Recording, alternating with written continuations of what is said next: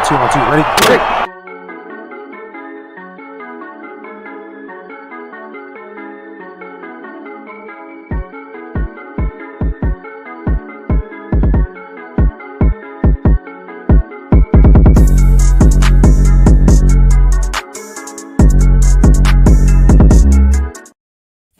What is good? What is good? What's up? What's up, peoples? Welcome to the Football Frame of Mind. The weekly show. We go over all the action and the news from this week. Great show. Brought to you by the Villain Sports Media Network. What's up? What's up?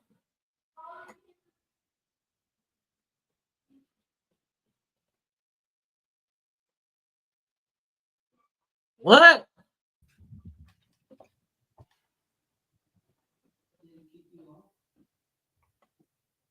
What's up? It's frozen? No, you're good. I think it glitched. I don't know which one of us it was, but we're good now. All right. Cool.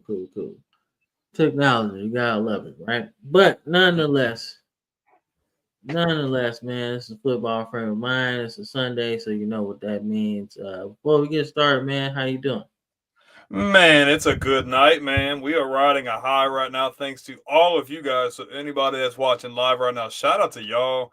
Anybody that's been checking out the YouTube channel for the last month of December, man, shout out to you guys as well. If you do like this kind of content, do not forget to like the video. Don't forget to subscribe, leave a comment as well. And if you're already subscribed to the channel, hit that little bell notification so you'll never miss any of the weekly shows, shorts, posts, anything like that.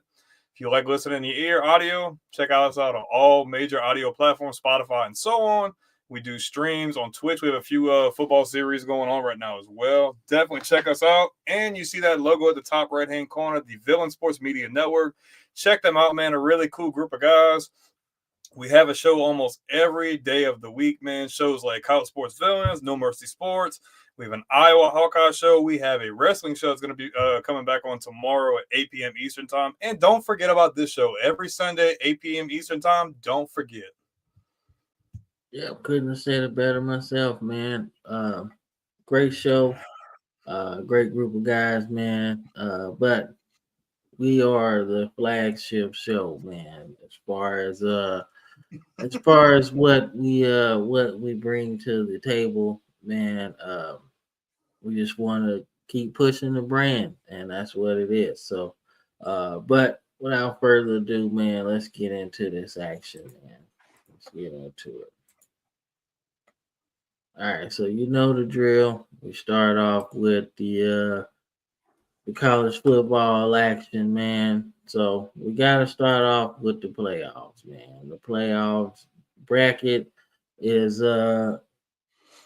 different than it was when it started, man. So what did you think about the games this week, man, or the matchups for next week?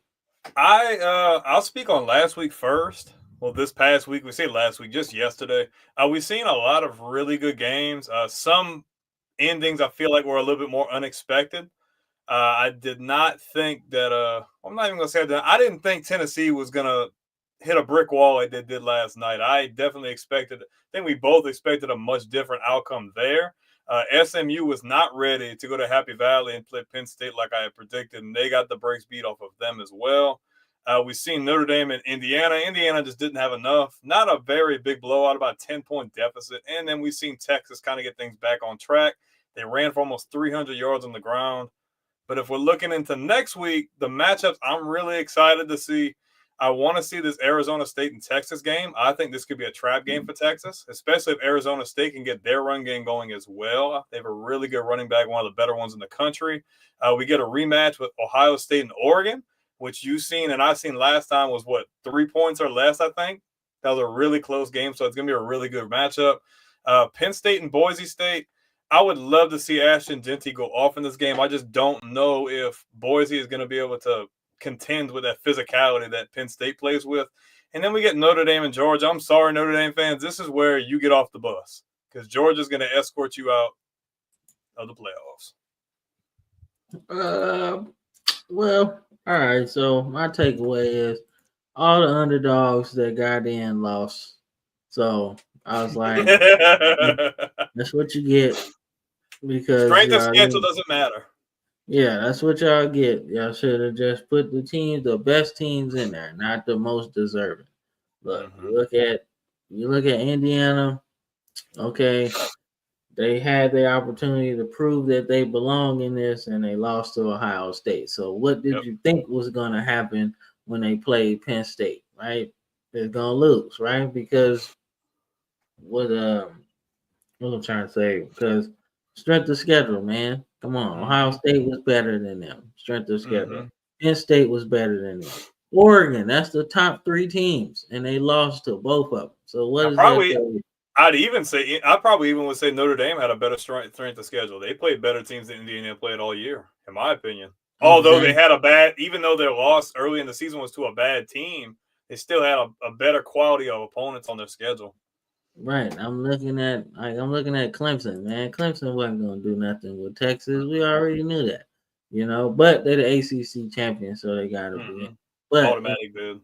But in terms of everything else, Tennessee, like no, you should have put in, you should have put in, um, Ole Miss, Miami, or Bama, whichever way you want to do it. I'm not even speaking on Bama behalf because I personally don't think we deserve to be in there. But if you're talking about Miami, I think they only got two losses. They would have been a better option than Indiana, in my opinion. Yeah, the Indiana, I would agree with you on that. Indiana, like at least Miami, they took two losses, but I feel like they played better up to the competition for the most part. And I feel like Yeah. they would have been that would have been a really cool matchup to see. I feel like Miami matches up better against Notre Dame than what Indiana would have. And, You told us what? and Because I Andrew, he was just saying that oh he was the just strength of saying like I schedule. told y'all all them underdogs probably was Yeah, gonna I lose. mean, yeah, And it it's don't like matter. strength of schedule and like Army. I wouldn't say all that. Yeah, dude, Um, Bryson Daly should have brought home the Heisman. Come on, Andrew, just spew all the truth. Let it all out. and no, they would not have. They would not have lost by 30. They would have scored more than 30 points. That's for sure. Yeah, I think Miami would have done a bit better on offense than Yeah. Indiana did. I No, think they man, still would have. you talking about the number one offense all college football season. They was really scoring on a lot of people. So And they played they better would have been opponents. yeah, they would have been all right, man. I don't think they would have lost by that. You talk, I don't think so. I just think it would have been and here you go, time Miami ass. Yeah, on Well, defense, but it don't matter when you can score 40. hey, Okay. I will make a point to your point though. You were talking about how well SMU could score last week and predicted they were going to beat Penn State, and we seen how that went. Yeah, man. They did not do well at all, man. No, and then all But three of us picked Tennessee, and we did not fare well on that yeah, one either. now as far as going into next week or the next bracket of games, I actually think Notre Dame has a shot to win, bro, against Georgia. Yeah, Georgia's got more talent, but I don't know, man. That seems like more of a trap game in my opinion, because Notre Dame coming in there with all of their guns, all of them. Mm-hmm. Yep. And it's a couple players that were actually pretty good players this season for Georgia in the transfer portal. Not much. They actually don't have a lot of people in the transfer portal, but a few guys that contributed this season are in the transfer portal. Carson Beck's not playing, so I think that this could be the trap game. And You think Notre Dame makes the stun? You think they could pull it off? I think they can, man, I because think Georgia's handicapped right now. If they was going in there at full strength, I would personally believe that Georgia would dog walk them. But the fact that you're missing your starting quarterback and you only have a couple of games that you've seen the backup play in, it's not looking too good. And Notre Dame's coming off a pretty solid victory. So but neutral field, so things could be different. But I do think that's the trap game. Everything else, I think, should be mm, probably chalk. I think except Arizona State's a trap game. yeah, They're but playing good ball. I don't think they got enough. I They don't got know, a good man. team. They got But a good Texas, team. but Texas has been so up and down. Like you don't know if you're gonna get the team we seen yesterday, or if we're gonna get the team we seen like kind of up and down. That's what I'm kind of concerned about. Yeah, but when you look at Steve Sarkisian as a head coach, man, if he finds something that works, he's gonna keep going to it until you stop it. Whether it's the short pass game, the screens, the run game, inside, outside the tackle, like I said, they're gonna find a way to beat them. And it's just about how Arizona State responds because they pass the ball okay, but they run the ball really well. And Mm-hmm. Texas is one of the best defenses in the country. So they gonna stop that. They're gonna try to stop the run game and force the quarterback to beat them. And I don't know if their quarterback can really do that. Mm-hmm. That's just my thing. I mean, yeah. I So mean, it's a valid point. I think that's probably one of the better games. Honestly, I feel like a lot of people are going to be looking at that Big Ten matchup with Ohio State and Oregon, but I think the Texas game could be a really cool matchup, though. yeah, I want to see Ashton Genty kind of I would do love his to see him thing. break. Yeah, we need him to break the record, bro, because he still needs for him to break it. I think he needs to. They need to win this game, and then he can do whatever in the game after. But if they lose, I think he still needs what, like a little less than 300 yards, I think, to break the record.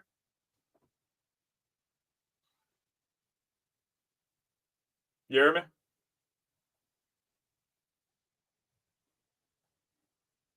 Oh, you frozen? We frozen?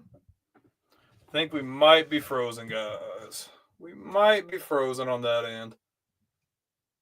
Nonetheless, I think. Oh no, I thought I heard him. But I think that I just don't know if Boise State has enough to beat Penn State. And they play really physical. Ashton Genty's ran through everybody this year, Oregon included, which means it's not impossible for him to have a field day in this game against Penn State. I just don't know. They just have really good athletes. They're physical. I feel like they're gonna wear you down. Oh, you still there? Yeah, I'm still here. I'm still here. Okay. Okay. Yeah, No, it's just frozen. I gotta get one of those Wi-Fi things that stretch the whole Wi-Fi across the house. Because I'm away from the the house, router. I guess. Yeah, so Yeah, same here. but it's all good though. But I'm excited about what to see what Genty does, man. Yeah, Uh, I want him to break that record, but I think I think because he's still what, like closer to 300 yards, like 290 something. I think he needs to break it. no, I think it's less than that. I Let's think it's see. less than that. I thought it was like 100. No, I don't. I think Well, it. not like 100, but I feel like like it's like two.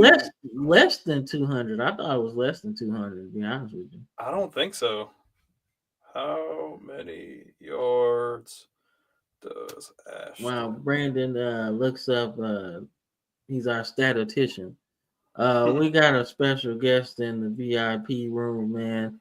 Everybody give a round of applause to the villain that is Andrew. Let's see. What's good, bro? Not too much. Your camera went out. So Man, it's the Wi-Fi, bro. I got you. all he This needs is is 132. You're right, I 132 told you. yards. I So if told he you he goes, was close. yeah, I must have missed a week, but yeah, Well, if he has any game like he's been having, then he'll break the record against Penn State. I just don't know if they're gonna be.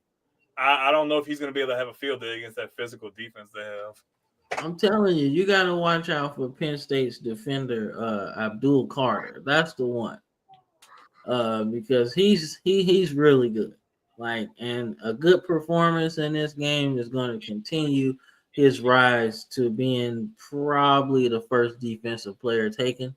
Because he's a versatile guy.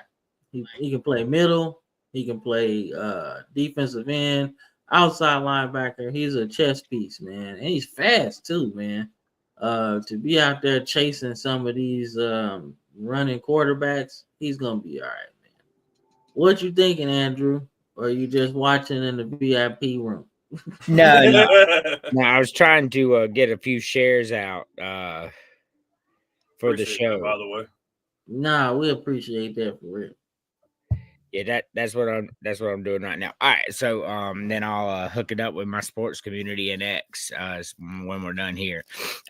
Which game are we predicting? Nah, we was just going over the matchups, man. What you think going into it? Gotcha. So looking at the matchups right now, Texas and Arizona State is intriguing, but I think at the end of the day, Texas is going to do what they did to Clemson. They're just going to run all over them. Clemson and Arizona State are very similar in that way. They got ran over all year. Good offenses, bad defenses. Ohio State, it took a fake call for Oregon to beat Ohio State at Oregon. This is probably my favorite matchup out of these four.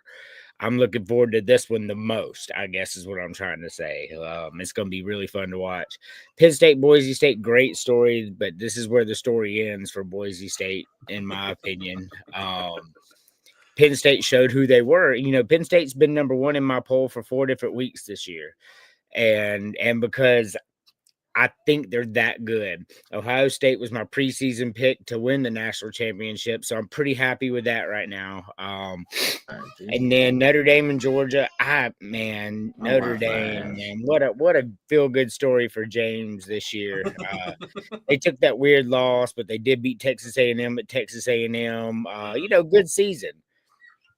But it ends. it ends pretty badly. I think Georgia wins this game, and I don't particularly think it's close. Even with their backup, you think? Even with their backup quarterback, you think they still dominate like that? Yeah, Gunnar Stockton is really good. So I actually got to watch him play some high school ball when I was. Hold on a second. I got to watch him play some high school ball when I was living in Georgia. He was the city I was living in. He was the quarterback at the high school. So he was actually recruited by South Carolina, committed to South Carolina under Will Muschamp.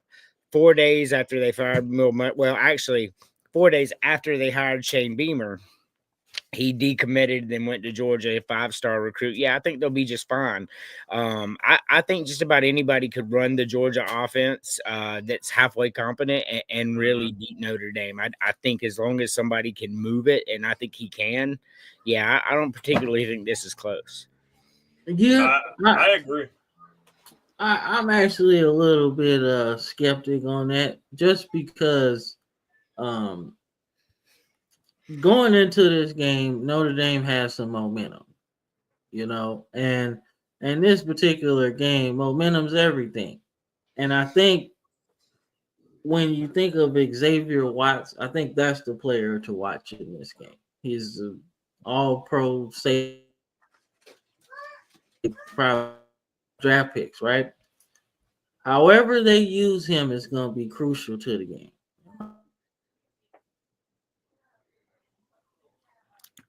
Using people the right way in every scenario is crucial to the game. I do understand what you're saying, but even let's just take the quarterback position out of it, because Riley Leonard's really good, right? So let's just take the rest of the team: offensive line, defensive line, linebackers, safety, with wide receivers. Georgia's got it in every single spot. Like, they have an advantage in every single area, especially the line of scrimmage. That's why I think this isn't going to be close. You think they're going to dominate in the trenches, and that's going to set the tone? Correct. Yeah, I can see that. Like I said, I'm just like, Georgia hasn't been as dominant on the ground this season as years past.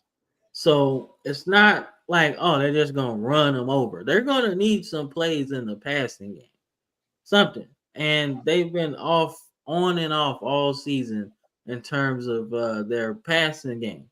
So it's a really chess match in this game, man. This is a big game for Marcus Freeman, in my opinion, because if he can win this game, he's already done something Brian Kelly hasn't. That's win a playoff game, right? I so understand he's already going. I understand. And I'm not saying I'm not saying Marcus Freeman isn't a good coach because I really think he's a top 10 coach in all of college football. The problem doesn't lie in strategy, in my opinion, The because athletes. like they've struggled at the quarterback position, but I mean they beat Texas twice and it wasn't close either time. So the couple losses they took, the running back really didn't do that well. I don't foresee that happening just because the line of scrimmage. I don't think it's hard to beat Georgia because there's two facets with Georgia. One, they have better talent than you. And that goes for every single team that you play because they get 5 stars all the time. And two, they're better coached than you. Kirby Smart is the best coach in college football. It's hard to overcome that, especially when you can't do nothing at the line of scrimmage. That's why I'm so high on Georgia, because Georgia's defense is nasty, boy. They made Quinn Ewers look like a third string quarterback from LSU. I mean, he's not lying. I mean, No. I'm just saying. I just think the athlete going athlete for athlete. Notre Dame gets athlete. They get athletes, but they don't get the same kind of people these guys get. Man, No. Big, strong, fast, athletic playmakers, and that's not discrediting Notre Dame at all. I just don't think they have enough. Because I feel like if Georgia collapses the pocket in on Leonard and they ruffle him up early, I don't think it's gonna be pretty. No, that's just same me. here. No. I just feel like I said, I'm just skeptic on how explosive Georgia's look or lack of explosiveness. This game could be close or it could be a blowout. But either way, it's an intriguing matchup. I like it. Well, with that being said, I mean, we talk about lack of explosiveness. Notre Dame suffers from that same curse in a lot of their games too. Look at the Northern Illinois game; they didn't have enough explosiveness. Texas A&M game, they just simply barely outscored them. The only time they really looked good was like Army, Navy, stuff like that. Purdue, they look good. Not being convincing against the better competition is what you're saying. Yes. Correct. Yeah. So I just they're as inconsistent at Georgia on offense is what I'm saying. They suffer from that same affliction that Georgia has suffered from this year as well. So it goes on both of them right now. I think Riley Leonard's a really good quarterback. I watched the playoff game and boy, he impressed me. He has wheels. He makes good decisions. The problem is he doesn't make good decisions when people start hitting him like Northern Illinois did during that game. They blitzed almost every single play. And they hit him a bunch, and he started making bad decisions. And I think Georgia's going to do the same with better athletes. He's inconsistent, too. He's very hit or miss. Like, when he was at Duke, he was very on. And since he's been there, you've seen it go very up and down. Like, when he's on, he's on. But when he's off or you're getting his stuff, like, you're probably not going to have the greatest game offensively. Well, let's be honest. So when he was at Duke, he was under Mike Elko's offense. Now he's under Marcus Freeman's offense. Marcus Freeman's offense is way more complex than what Mike Elko runs down there. Screens, short passes, run the ball. That's what Elko does, right? Simple reads, easy to go. Marcus Freeman is more finesse, right? Like he's going to try to beat you on the slot while he has somebody streaking down the end, and you have to guard one of them. So one of them's going to be one-on-one no matter what. Marcus Freeman's offense is designed that way, and it's really good because there's nothing you can do because you have to go one-on-one somewhere. The problem is he sometimes doesn't react fast enough, especially when he's getting hit, to see that open receiver. That's the inconsistency you're talking about with him. So not making correct reads, not making the right reads when under duress, and not reacting fast enough. Correct. Yeah. And that's a hard thing to do. No knock on him. I couldn't do it. Nah, man, but I like the fact that he does have wheels. And I think that's one of the X factors. Now, the question is, can he escape when they crash the pocket on him? They're fast too on the edges, man. They're fast. Can he get out of there? If he can get out of there, he can really make some plays. But I don't know. That's a lot. They haven't played a team like Georgia either. So the problem is, even if he gets out of there, and that line is fast too, but say he does break the line, now he's got a 5-star blue chip linebacker that runs a 4.2 40 and has one body fat. Like he ain't going nowhere. Nope, I'll pass on that. No. It should be some good. It's good that we're getting some of these matchups. Say hey. Oh, My no. wife is very sick, but she wants to come Hope you say feel hey. better. Hope you Hope you feel feel better, better. Emily. All right. So, but yeah, no, you're right, absolutely right. That's why I love coming on this show. I love analyzing. All right, so y'all don't hurt my feelings with this graphic. All right. Nah. It's. I just wanted to put it on here, man, because Jackson State continues to build a pretty good program after Coach Sanders left.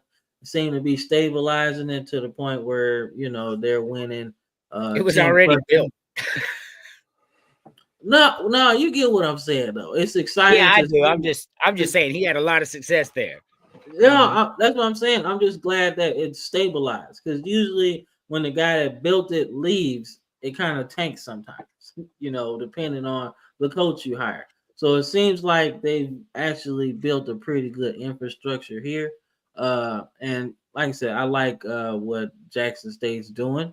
And it's a valuable option, man, especially with the ruling of the JUCO thing. So a lot of guys can go play now without having to just play one season and then I ain't going pro. It's still an opportunity. So that's really what this is about. Just applauding Jackson State. What Deion Sanders built there is going to last forever, and I will tell you why it was easier to come in and maintain. So yeah, he took Travis Hunter and Sanders and all that with him, but when he went to Jackson State, he sold these kids on a dream. Like, this is what we can do if we all come here and come together, right? And most of those kids, when he left, didn't transfer out. Like, they're there for the dream. And that's what we're seeing. They believe what he sold them about Jackson State, they believe with all their heart. And they all stayed. Like, so you still got Deion's recruiting class here. And South Carolina State, that's my boys, right? Like, I love me some South Carolina State. Yeah. Always have since I was a kid. That's my local school. Like I'm like 2 hours away from South Carolina State. So I actually picked them to win this game in one of the rare moments that I have where I pick with my heart and not my head. I don't do that often, but I did do it in this game because I love Buddy Pugh and he retired. And I really thought they were going to do it for him this year. And Jackson State, just an elite school. Yeah, no doubt, man. So we wanted to spin this. He did a really good job establishing the culture. Yeah. No, 100%. You're right. No doubt. So just spending the first part of the show, man, going through some of these games, man. But I had to give a shout out to the FCS playoffs, man. We have our final for the FCS playoffs. The first team is going to be an oldie but goodie. North Dakota State, no surprise, is in the FCS national championship game again. Just move up to the FBS. Just throw them in the Mountain West, bro. Just go to the Mountain West. Bro, that's what I'm saying. No surprise to you, but surprise to me. South Dakota State and Montana State were the best. Let me explain. Not that they're there. That they're there, right? And I will tell you why. North Dakota State should move up. They're a national brand at this point, like Boise State was when they moved up. I 100% agree. But what I'm saying is South Dakota State and Montana State have been the best two schools in FCS all year long, just busting people's asses, dude. Just busting them up. So I really didn't think North Dakota State could beat South Dakota State because they were really that good all year, just fucking people up left and right. And when North Dakota State, what happened with North Dakota State is they have a very good foundation. Like we were talking about, they built a great culture. We were just saying they need to go up. Like that's how much. So it was really there for them to win. But Montana State did win on the other side, and they are the best team in FCS. And North Dakota State gets the rare opportunity to play David instead of Goliath. So the FCS national championship game is going to be popping, and I'm going to watch it. Yeah, I'm about it. South Dakota State's a really good program too. Yeah. I actually like their quarterback. Cam Miller's pretty good. So, but speaking of the other side, the other side is Montana State. Montana State, like you mentioned, is one of the best teams probably in college football right now. But they are undefeated. They smacked South Dakota, which is like, damn, they got so many schools in the Dakotas, right? But they smacked them, and they're trying to go undefeated. As I want to say the Jackrabbits did last year. Did they go undefeated last year, or was that 2 Yes. years ago? Yeah, they won the Natty last year, if I'm not mistaken. That's what I was Yeah. thinking. Okay. Yeah. So, but I just said Montana State. Yes, I meant they're amazing. their quarterback went for 100 in the air and on the ground. So that's pretty damn good. Yeah, Yeah. he went for So, 270 but total and that's 3 our touchdowns. yeah. So that's your FCS final. We got North Dakota State going against Montana State, man. So that should be good. We all agree with that one. All right. Yeah. Let's get into that some area of the All country right. has put a lockdown on FCS. All Dakota and Montana schools every year in the Final Four. Really, that's really cool Okay. consistency too. Being that like you wouldn't think Dakota would be a hotbed for talent, but man, they get talent. Like those schools get really good talent. I feel like the FCS should get a lot more publicity, especially with the landscape of college football right now. Like I feel like they should really be getting pushed more into the spotlight because But those it's really teams. What? Go ahead. Well, I mean, just because you see the consistency of some of these people and the culture and the dynasties that they've been able to build, I would like to see a lot more of them be able to get the opportunity to move up. Like North Dakota State's a really good example of a team that could probably go into the Mountain West right now and be in contention to winning the conference, especially with the boost in recruiting they would get too by joining the FBS program. I agree. But I do like the way it is now, because, like you mentioned, the way college football is, players can transfer freely, whatever. But I like the fact that the FCS guys, when they ball out, get a chance to go up in the transfer portal. But I also like the guys that can't really get no playing time at the top can go down a level and really ball out, without losing that credibility, depending on what school you go to, right? If you're playing at the bottom feeder in the FCS and you're getting like 30 sacks, you're cheating. Okay. You're cheating. That's a step. But if you go to a school like, say, South Dakota State, that's a perennial playoff team, then it starts to build that credibility up, So I like the way that these two, divisions work. I like it. I just wish North Dakota State would just come up, man. It's about time. They don't won like 8, 9 national championships. What are you trying to be, Yale or something? It's time to go. The transfer portal changed the college football culture. It is now okay to transfer from Texas A&M to Memphis and then back out to Auburn, right?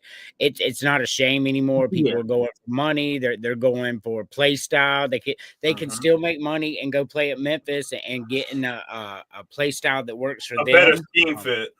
Great. And it's made it okay to do that. And here's where I agree with you, Cam. That is so good for college football right there. Yeah. Because you look at the SEC, you have Oklahoma at 6-6. When they got healthy toward the end of the year, they got really good and started beating really good teams.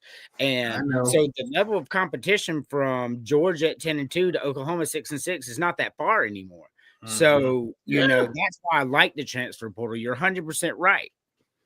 I love it, man. I think it allows you to put your eggs in one basket. Like, okay, we done built this team up for 4 years, been recruiting, transfer portal. All we missing is that one impact play, right? Say it's a quarterback, right? We got enough money, we can go get one. Now we can try to win a national championship in one season. You seen it happen. You seen it happen with LSU, right? Yeah, Joe Burrow had one season before he took off, but it's the fact that they put all of that talent together. Now it looks real good. Let's go all in for it, right? So that's how I like the transfer portal, man. Like, yeah, there are people that use it for the wrong reasons. Obviously, you got your 5-star quarterback just leaving, right? Rashada who's at Georgia now, right? Yeah, he had his run in with Florida and they had all that. But the fact is that the high school guys shouldn't be leaving. It should be the guys that the seniors, the juniors, the ones that haven't had no opportunity. You're So 1 year in at the program and you're gonna leave? Like, come on. I Yeah, take I that. mean, I agree. well, where you're right on two fronts here, right? So you said the transfer portal, you're missing one impact player. You take South Carolina, they bring in Rocket Sanders and they bring in Kyle Kennard, who won the Nagurski Award, like Mm-hmm. from Georgia Tech. He stayed 4 years at Georgia Tech, transferred his senior year to South Carolina because he wanted to be on the spotlight. He did his time, like you said, the right way. Mm-hmm. And then Yeah. South Carolina got two impact players. They go from 5-7 to on the cusp of a playoff because of some weirdly officiated game. And even at 9-3 was the most talked about college football team by even Skip Bayless and all them talking about they should be in there, right? That's what two impact all players right. can do He for agrees. you. So I'm a big fan of impact portal. Kyle Card and Rocket Sanders made our team a different dynamic. I'm It all really, about it. it gives you the opportunity to build in a hurry too, because it's like Yes. you might have like some really good key players, but you have some guys out there. It's like, man, if I can just add him here, and him here, you put everything just like how you said, you put everything together. Look at what LSU is doing, for instance. Like they were really hurting on the defensive side of the ball. Now you're going to get a lot of these impact players, whether it be like on the edge or you hurt in the secondary. You get a lot of guys who have experience that just maybe not have played in the SEC. Now you can plug and play them into a possible better scheme fit. Now you have a better roster going into next year with the experienced guys, and then you have younger guys coming up, and it can really mesh really well depending on the team and the roster and the experience. Yeah, no, Yep. like Rocket Sanders going to South Carolina. I knew that was gonna be. Oh yeah, it was gonna be nasty. We knew that. I was like, are you serious? They let Rocket Sanders go to South Carolina, bro? I was like, nah, dog, y'all tripping. Y'all should have been on that quick, because the fact he went there, I was like, oh yeah, he's definitely gonna be good, man. But Well, they didn't give him a nil deal because he got injured, and I think what it came down to was they didn't want to spend the money on a potentially injured player. And what happened was South Carolina was like, okay, well, we'll give you a nil deal, like come on over. And then he had one of the most amazing seasons of any SEC running back this year. So really, it just boiled down to they didn't want to pay him, and because he had got injured. And that's fair. That's fair for them, right? You don't know what you're getting. Is he a senior, or does he have another year of eligibility left? No, I think he's done. Is he done after this year? I think he's got one more year, but I think his draft stock's as high as it's going to get. I would have loved to have seen him and Sellers together for another year with that chemistry, with that way that offense rolls. Like, now, if you guys can get another really good guy in there to kind of fill that role, that offense is going to be dynamic again, for sure. Well, it just depends. The college game is different now. A lot of people don't have to jump in the NFL because you can make $2 million. The point is they're going to go to him because the draft analysts are usually right. And they're going to be like, you're going to be a first-round pick, and you're going to sign this huge, amazing deal with this NFL team, or you can go out next year, get injured again, and you're not going to do nothing. That's why I think he goes, because I would too. On the potential of getting hurt again, because having an injury history, and you think like if he comes in the next year back with you guys and he has an injury, whether it be major or minor, a lot of those teams are going to be more hesitant because draft picks are very valuable, especially a first-round draft pick on a running back is already not common as it is. How many guys have we seen go in the first round in the last 5 seasons? It's not common anymore. So whether it be major or minor, he gets hurt again next year, he's going to probably drop 2, 3, 4th round, depending. Like it all really just depends on what the scouts feel like. And I mean, if they feel you're injury prone, teams are going to be least likely to take a chance on you. And that's why I'm thinking that when you look at a player like Jalen Milroe or a player like Quinn Ewers, right? Your draft stock is already where it's going to be, right? Yeah, you're not getting it doesn't matter where you go. If you come back next year, all you're going to be in that same injury. Or you might tick up a little bit, but the more you play in college as I guess a high profile player, the more they can pick apart your game, right? The longer you stay in there, So I'm thinking about like Milroe and Quinn Ewers. They already picking it apart every game they play. Oh man, he can't do this. He can't do that. He can't do this, right? So if you come back, imagine how bad that's going to be. How much worse it's going to be. And it's a risk reward. How good are you really going to get from now until next year? Because we've seen the growth, right? Yeah, you're banking on him making the huge stride from this year to next year, when typically the players take their biggest jumps between their sophomore and junior seasons. So what are you really doing? So I don't know. Just me spitballing there, man. But let's get into some of this action, man. We got the recap of SMU and Penn State. This was a boat race. It was not close, and they did what they wanted to, basically. They did what they wanted to do. Like the Pony Express was not working, and this wasn't even on the tracks, bro. But we said that though, like we said that Penn State's gonna out physical them. SMU hasn't seen a physical team like Penn State, especially all the athletes they have on defense. You see what they did. They forced them to have 3 interceptions, man. You're not gonna score points like you normally do against a defense like that's as elite as Penn State is. And look at Drew Adler. He didn't put the ball in the end zone, but he didn't turn the ball over either. They had a good offensive game plan, and their defense played lights out.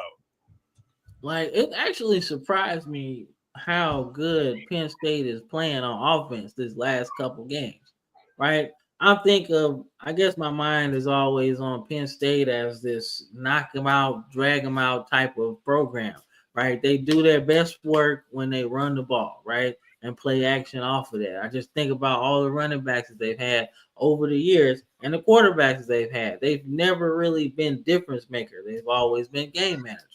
Kerry Collins, right? What's the other guy? Tall guy, man, goddamn. Hackenberg, same thing, right? They all look the same, right? So the fact that they're actually scoring 30 plus in the last couple games against Oregon and in this one, this looks good. So whatever they're doing, keep doing it. So I'm excited. But we got a comment, man. Chris is back with his stuff, man. This is exciting. I like this, Chris. This is gonna be cool. But then he goes on a tangent. You know what's an even better point? The strength of schedule doesn't matter at all. Yeah. But then he goes on a tangent. He was doing good. And I don't know what that means. They're the best team in college football, okay? Let's just be honest here. We can be and Poppy is about to leave, bro. We'll get to that point at the end. We kind of talked about this game a little bit, man, but was SMU overrated or what? That's my biggest question. Yeah, I mean, like, you got to understand that them having a high scoring offense like that, yeah, they could score, but the level of competition they're playing as well is nothing compared to like a team Penn State who they played this year, like Ohio State, Oregon, teams like that who really bring the house down and really can contain a high scoring offense like this. SMU wasn't prepared at all. And then when we talk about strength of schedule, this team got in over teams that maybe had a loss or two more, but played way better. The level of competition was better and probably could have ran the table and beat Penn State. Like 2 or 3 of those teams that we've been talking about the last month or so, whether it be like South Carolina, Bama, Ole Miss, whoever. Uh-oh. Just the level of talent and competition matters. Yeah, I agree, man. I agree. Yeah, SMU had no reason being in this playoff. Like, I said it, and that's ridiculous. And Lane Kiffin too. He was tripping me out with his tweets. I don't know if y'all got to read them, but I was rolling. He's a really riveting game at CFP committee. And then Joe Klatt put him on blast. He's like, well, you know, your team wasn't. I'm like, oh yeah, he said if your team played as well as you tweeted, you'd be in the playoff. Savage, Joe Klatt, savage. Yeah, Joe Klatt don't hold no punches, man. It's funny. It's funny on both sides, but it's also true. Like, SMU really didn't need to be in there, man. I don't know. I was like, man, yeah, you should be punished for losing your conference championship, man. But damn, they ain't play nobody for real. Nobody. You didn't even play. I don't know if they played. They didn't play Clemson this season in the regular season, did they? Or Miami. No, they didn't play either one. Yeah, they didn't play the top two. Those two top teams. No. So that's my point. How the hell are they the best team and they ain't even play the best team? That makes no sense to me. Yeah, that makes no sense, bro. Like, come on, man. Like, if you already got a weak schedule and you got one or two games that can really show that you belong in the top 12, you gotta either be, you gotta be competitive in it, or you gotta win it. They didn't even play it. They played Cal, Stanford, Duke, Wake Forest. Any of these teams impressed who you did yet? they lose Virginia. to? They lost to BYU. Yeah, BYU beat them, and then somebody else beat them. Clemson beat them. Yeah, they did play Clemson. And they lost. Yeah, yeah, and yeah. Well, no, but they had three. Yeah, you're right. Yep. So Brett Manuel says, "Man, Ohio State in the Rose Bowl. Yep, that's good. That's good. I like it. It keeps that his history in there, because they have always played there.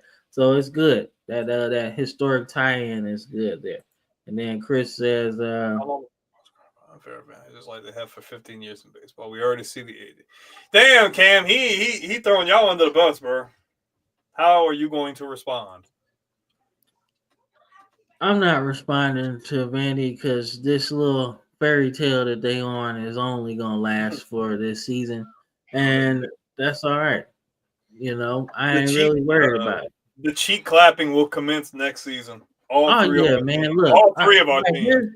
I was trying to wait, but Chris is kind of like pushing the issue here. All right, so look, Diego Pavia was actually absolutely sensational this season, right? I think we all can agree. He's been really good, right? Until he played us. More than advertised, better than advertised, right? I think we all can agree, right? So my thing is, why would you stay at Vandy when you just won your court case and now you can play a little longer at a higher level, right? Yeah, imagine what he could do at a different program with more talent, right? I would not stay there. You about to get a 6-paragraph comment. Shit, you about to get 8-10 paragraph comments. So what he's talking about here.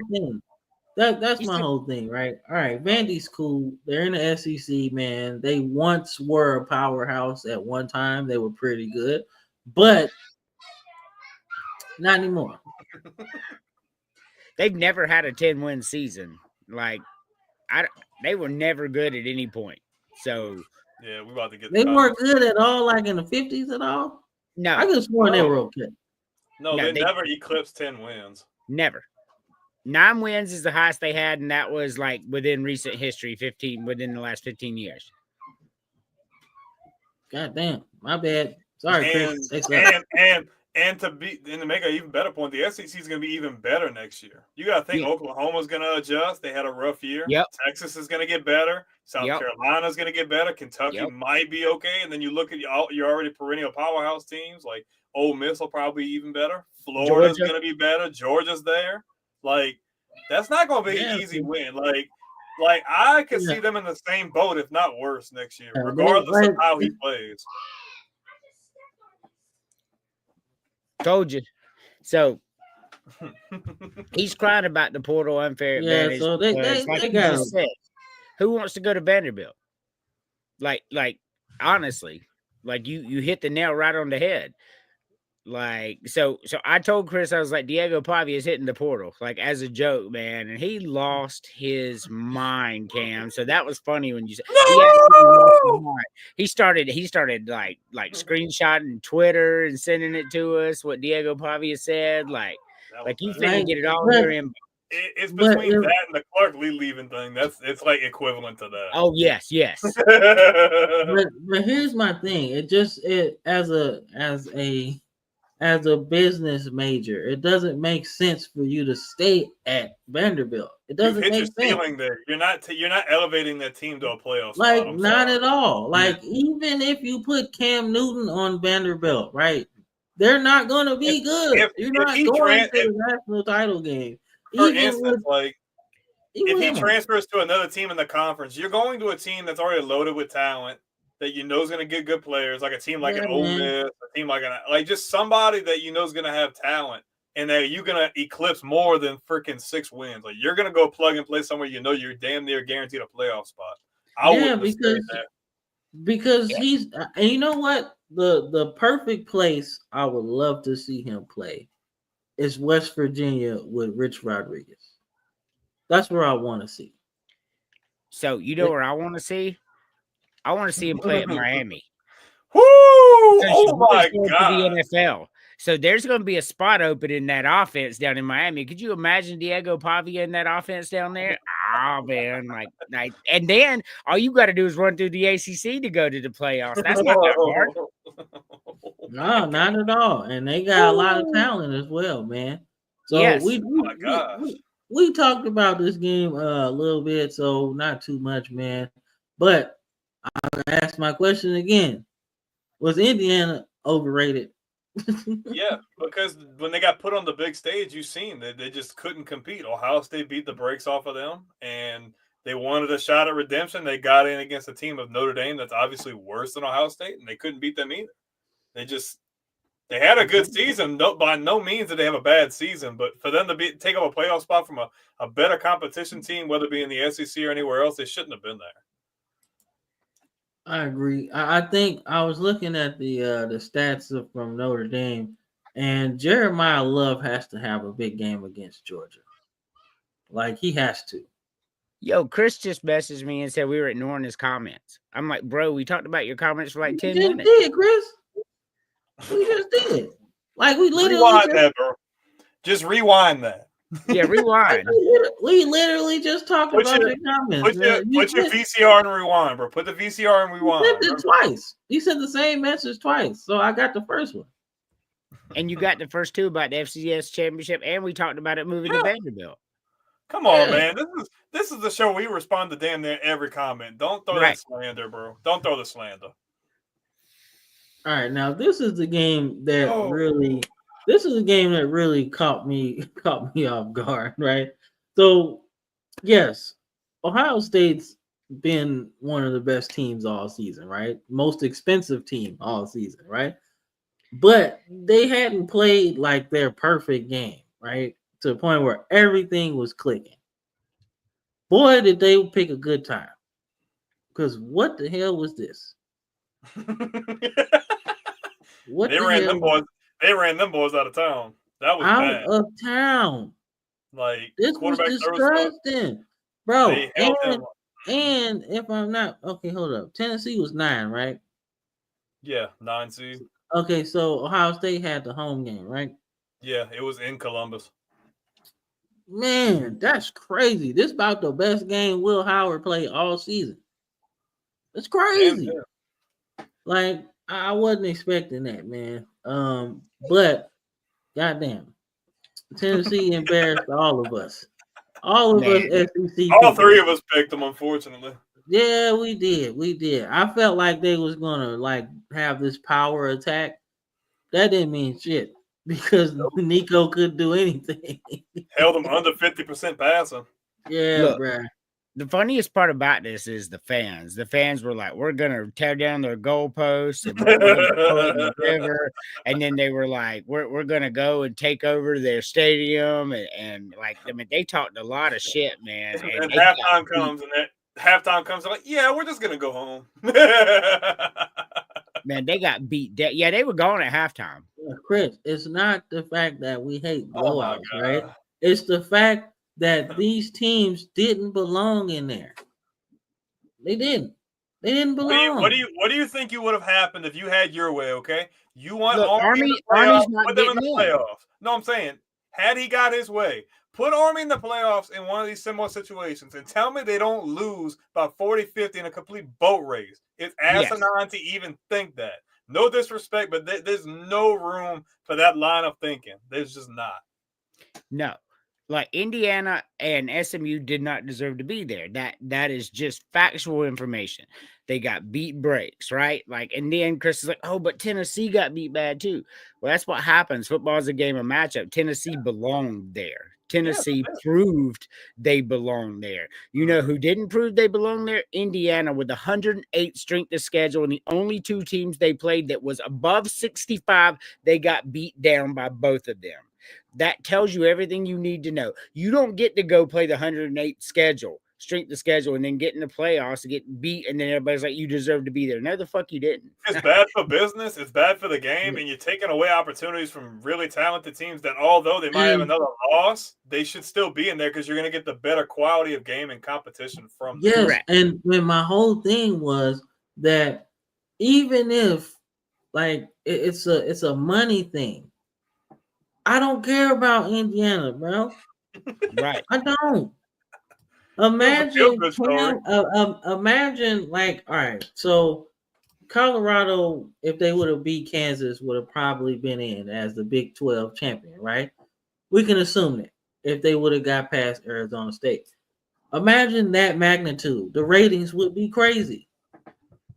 The ratings would be crazy.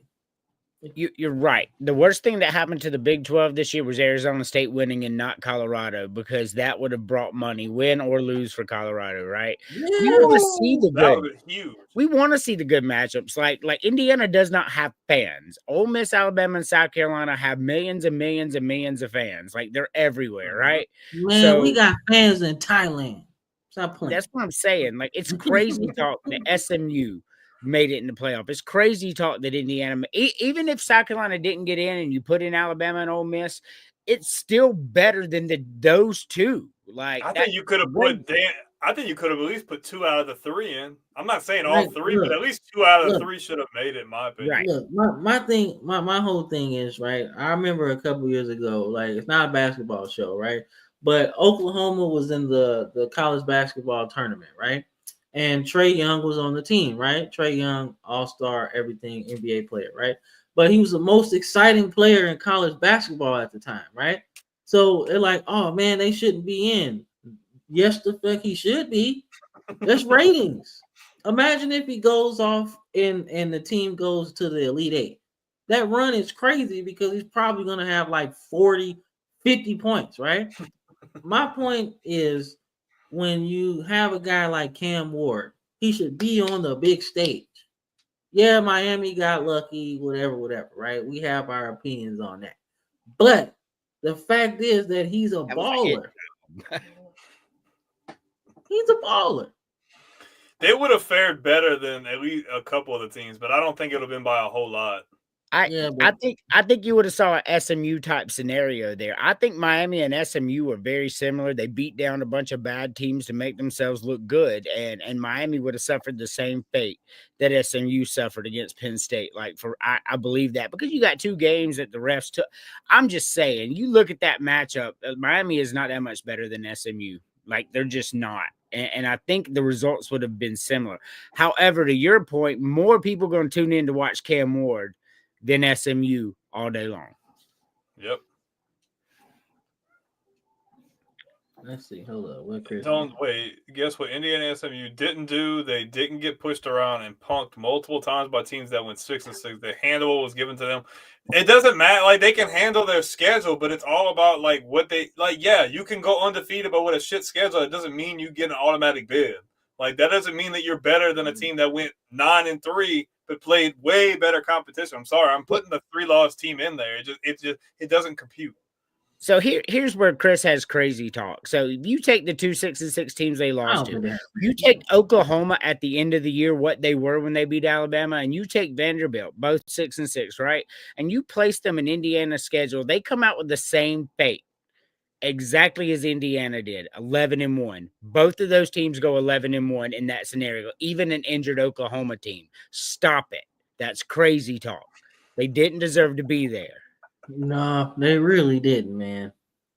And don't get me wrong, you can't blame them for the schedule they And had. Georgia State was like 100, bro. They was like 100. The strength of schedule was like in the hundreds. No, that's not a comparison, Chris. Not a comparison, man. God damn, I can't wait till next season when they lose like 10 games, bro, and we can just forget about this season. They could go 4-8 next year. I've seen their schedule. Hey, if you want next season, we can have a segment on the show just having a tally mark for wins and losses, and then like have confetti go off for every loss. That'd be really funny. Perfect. Man, Yeah, he likes it. hey, but a game that was not, I wouldn't say surprising. I pretty much figured Texas would win this game. But looking at Clemson, right? They won the ACC, so they were going to be in regardless, right? But as you know, your chief rival, what do you think about Clemson? About this season in a nutshell? So Clemson actually did not duck competition. Clemson put Georgia and South Carolina on their schedule. They did what they had to do, right? So, and then if you go into it, on top of that, they won the ACC. And if you look at this game, there was a pick six callback against Clemson on a phantom block in the back, so it never should have happened. And that's a 14-point swing because Texas goes down and scores immediately, right? And then there's a blown pass interference call. That's bang bang. We'll let that go. And then Clemson's down. Clemson gets to score a 7-point game, gets down to the one, and gets stopped on a goal line stand, right? So if that doesn't go that way, and Maffa doesn't slip because he slipped and fell, if he doesn't slip and fall, we're looking at a 38-31 game with 7 minutes to go. Clemson deserved to be here. Like this score looks really big, but this 14-point gap was way closer than that, based on everything that happened in this game. You know, that block in the back was phantom. They took 7 points off the board, 14-point swing. That matters. We saw that happen LSU, South Carolina, and then that ended up being a 17-point spread. That it changed the momentum of the game. Clemson was there to play and had every opportunity to win this game. This was a close game that they scored at the end. Clemson deserved to be there. Good team. Yeah, I would probably agree with you. I mean, they were shaky at times, but still a better roster and better body of work than a lot of the other teams that were getting argued to be in there. Yeah, and Cade Klubnik seemed to smooth out his game a little bit the season went on.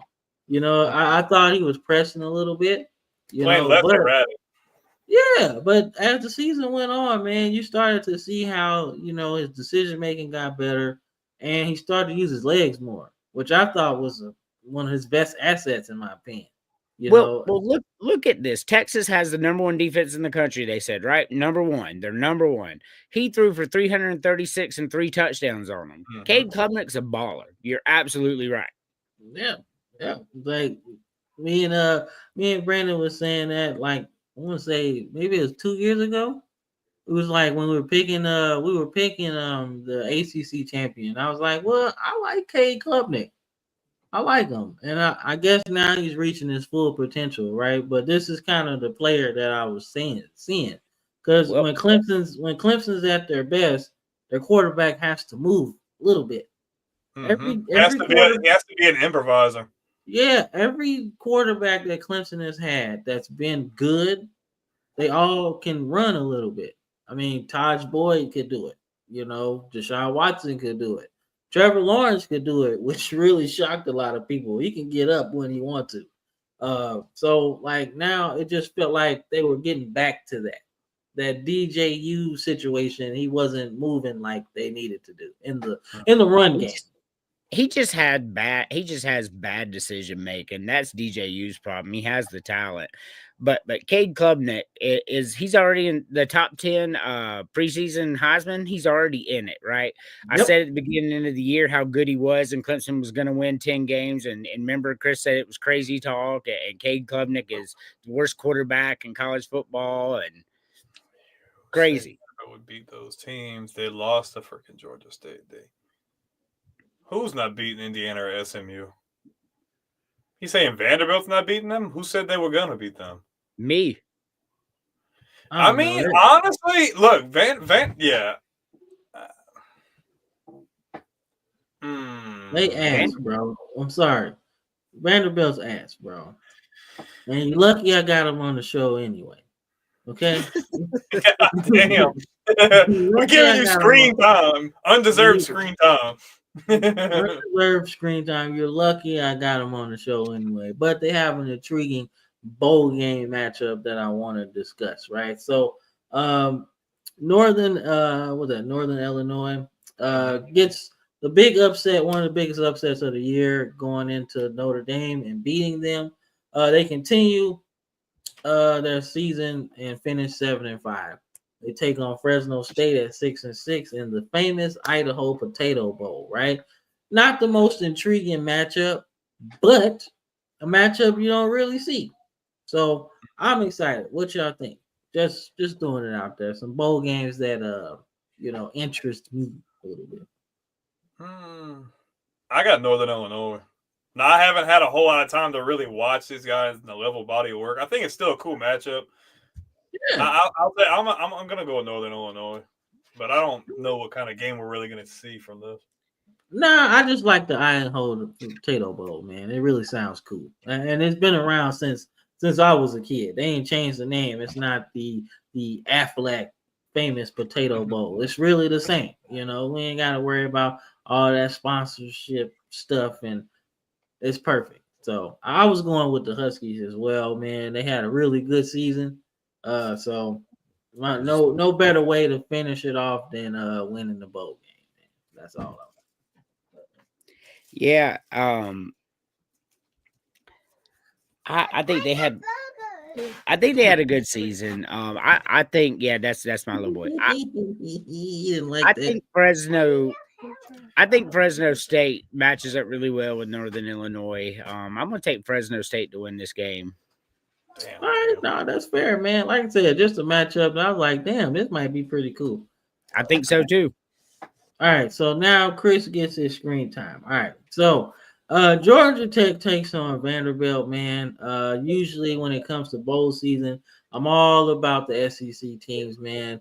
But I really just kind of want to see. I want to see Haynes King run around like Michael Vick. That's what I want to see. Yeah, that's what I want to see.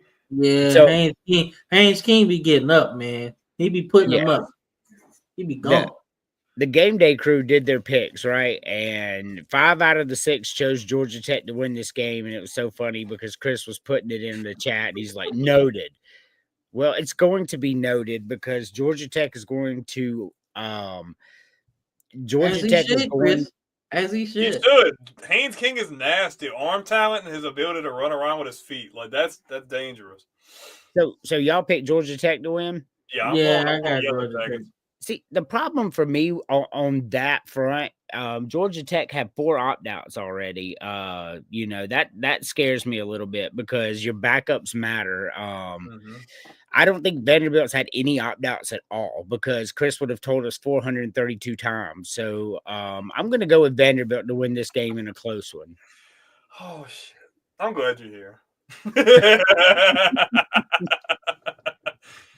Oh, man. I mean, the Birmingham Bowl is always been pretty good.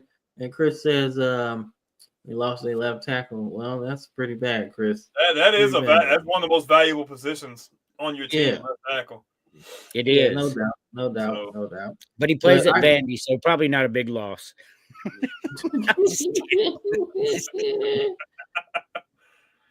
All right, this one intrigues me. This one, the Pop-Tart Bowl, man. So, not the game. Obviously, you would think Miami should be playing in. But the matchup is interesting because you probably won't see it unless you're playing college football 25. But nonetheless, I think Miami just wins this one. Battle of the frauds, bro. Battle of the frauds. So India, Iowa State won 10 games with a shit. I can't say shit, Chris. I can. Y'all ass, bro. Y'all ass, man. Y'all ass. Y'all play keep away with the ball the whole time, bro. Yes, that's bad on our defense for not figuring that shit out. If but y'all would have got don't act like y'all wasn't playing keep away. Y'all was have 40 minutes of total offense, bro. All I'm gonna say is you didn't play keep away with us, and you didn't play keep away with SC. Nope, didn't. Whoop that ass. Yeah, I mean, we played keep away. So I can't say nothing. I can't say nothing. I can't say nothing, but the homies can. Yeah. boy, Nagurski went to Kyle Kadar, boy, he put Diego Pavi on his ass 3 times.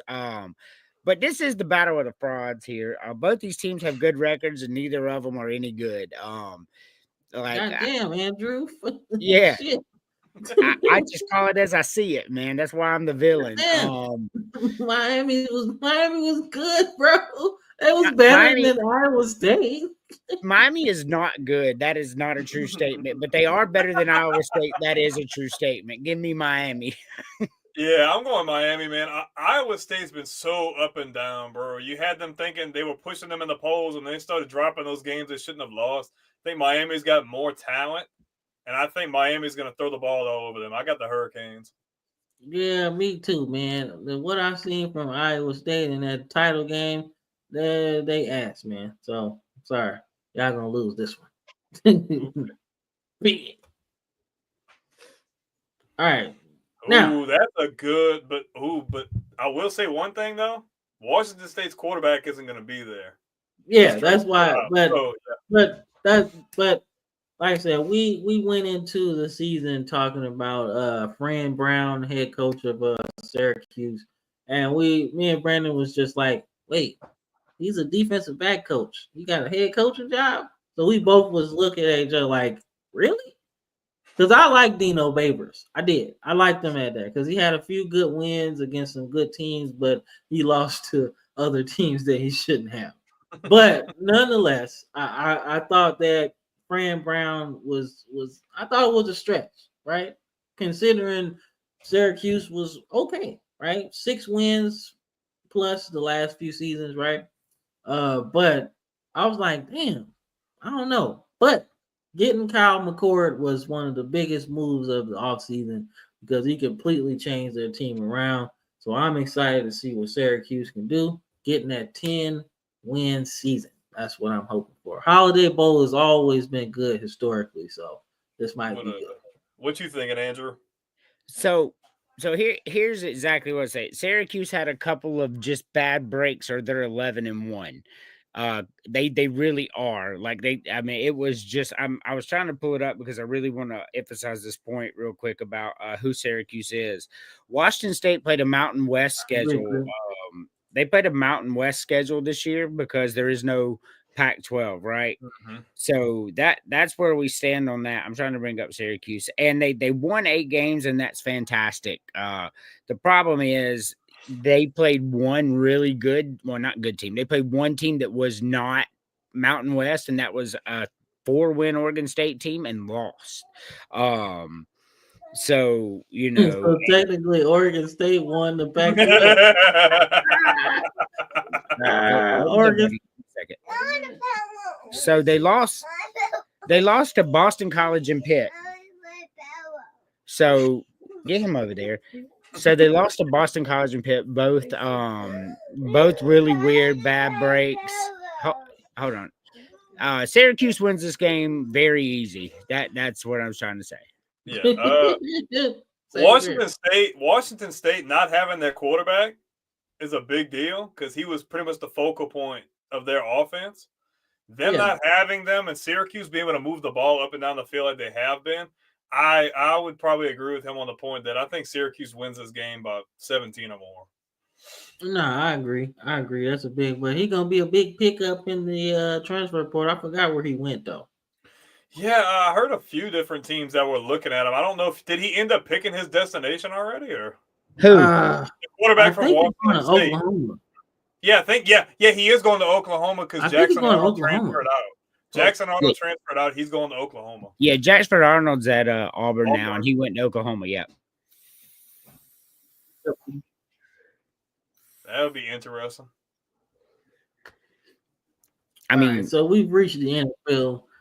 Go ahead. Yeah. No, I'm just They are, man. But as we reached our NFL portion of the show, man, we're about to take our quick commercial break, man. Welcome to the Football Frame of Mind weekly show. We'll be back in a little bit.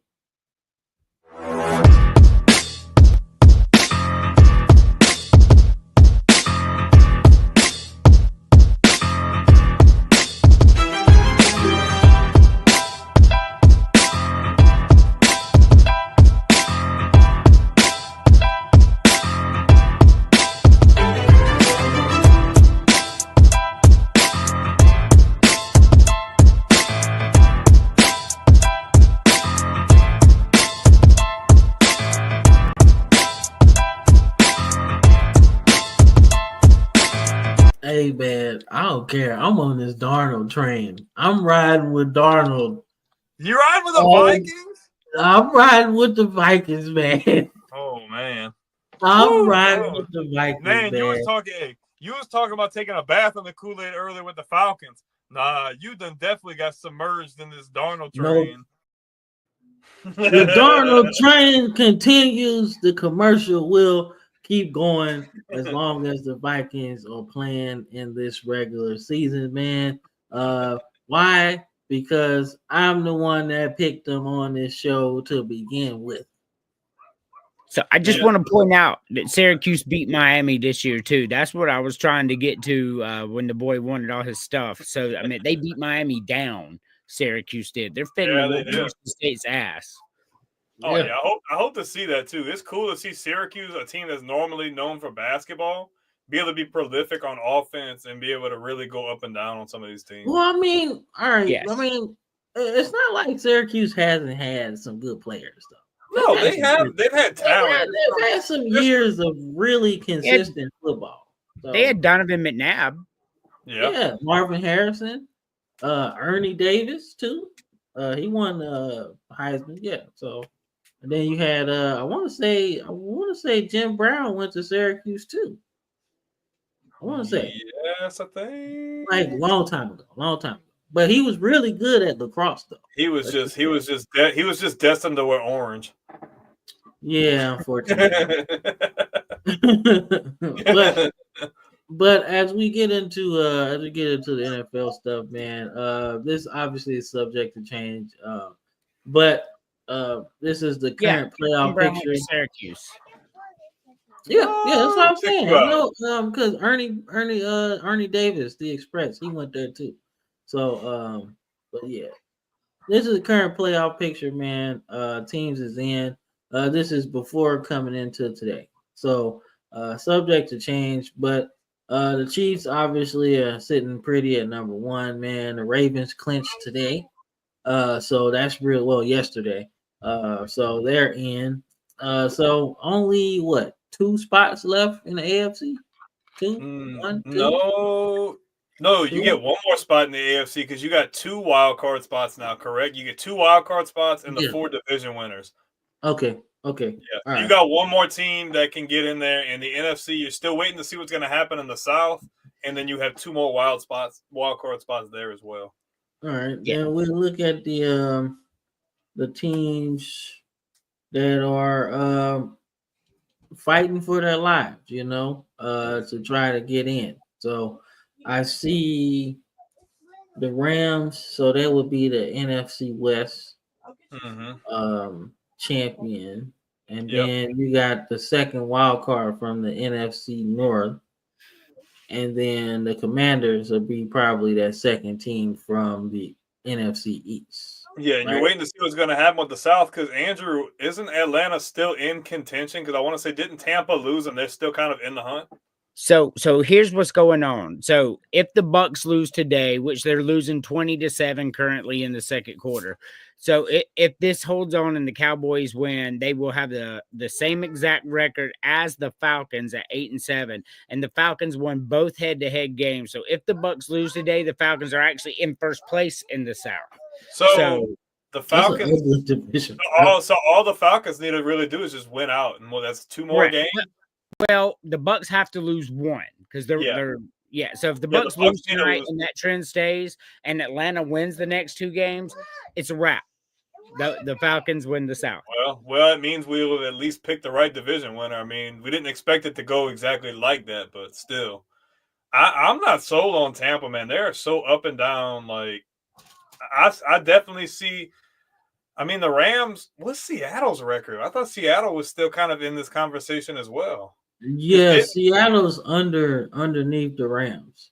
Did they have the same record? I felt like they had the same record going into this week. Yeah, it's close. It's like a game. The Falcons have the Commanders next week. Oh, that's not. And they just picked up a big win over Philly today. So a comeback win too, nonetheless. Yeah, so Jaden that should be interesting. The AFC is interesting though, because I don't know who you go with those 2, the Chargers and the Broncos. They're both not playing bad. It could really go either way.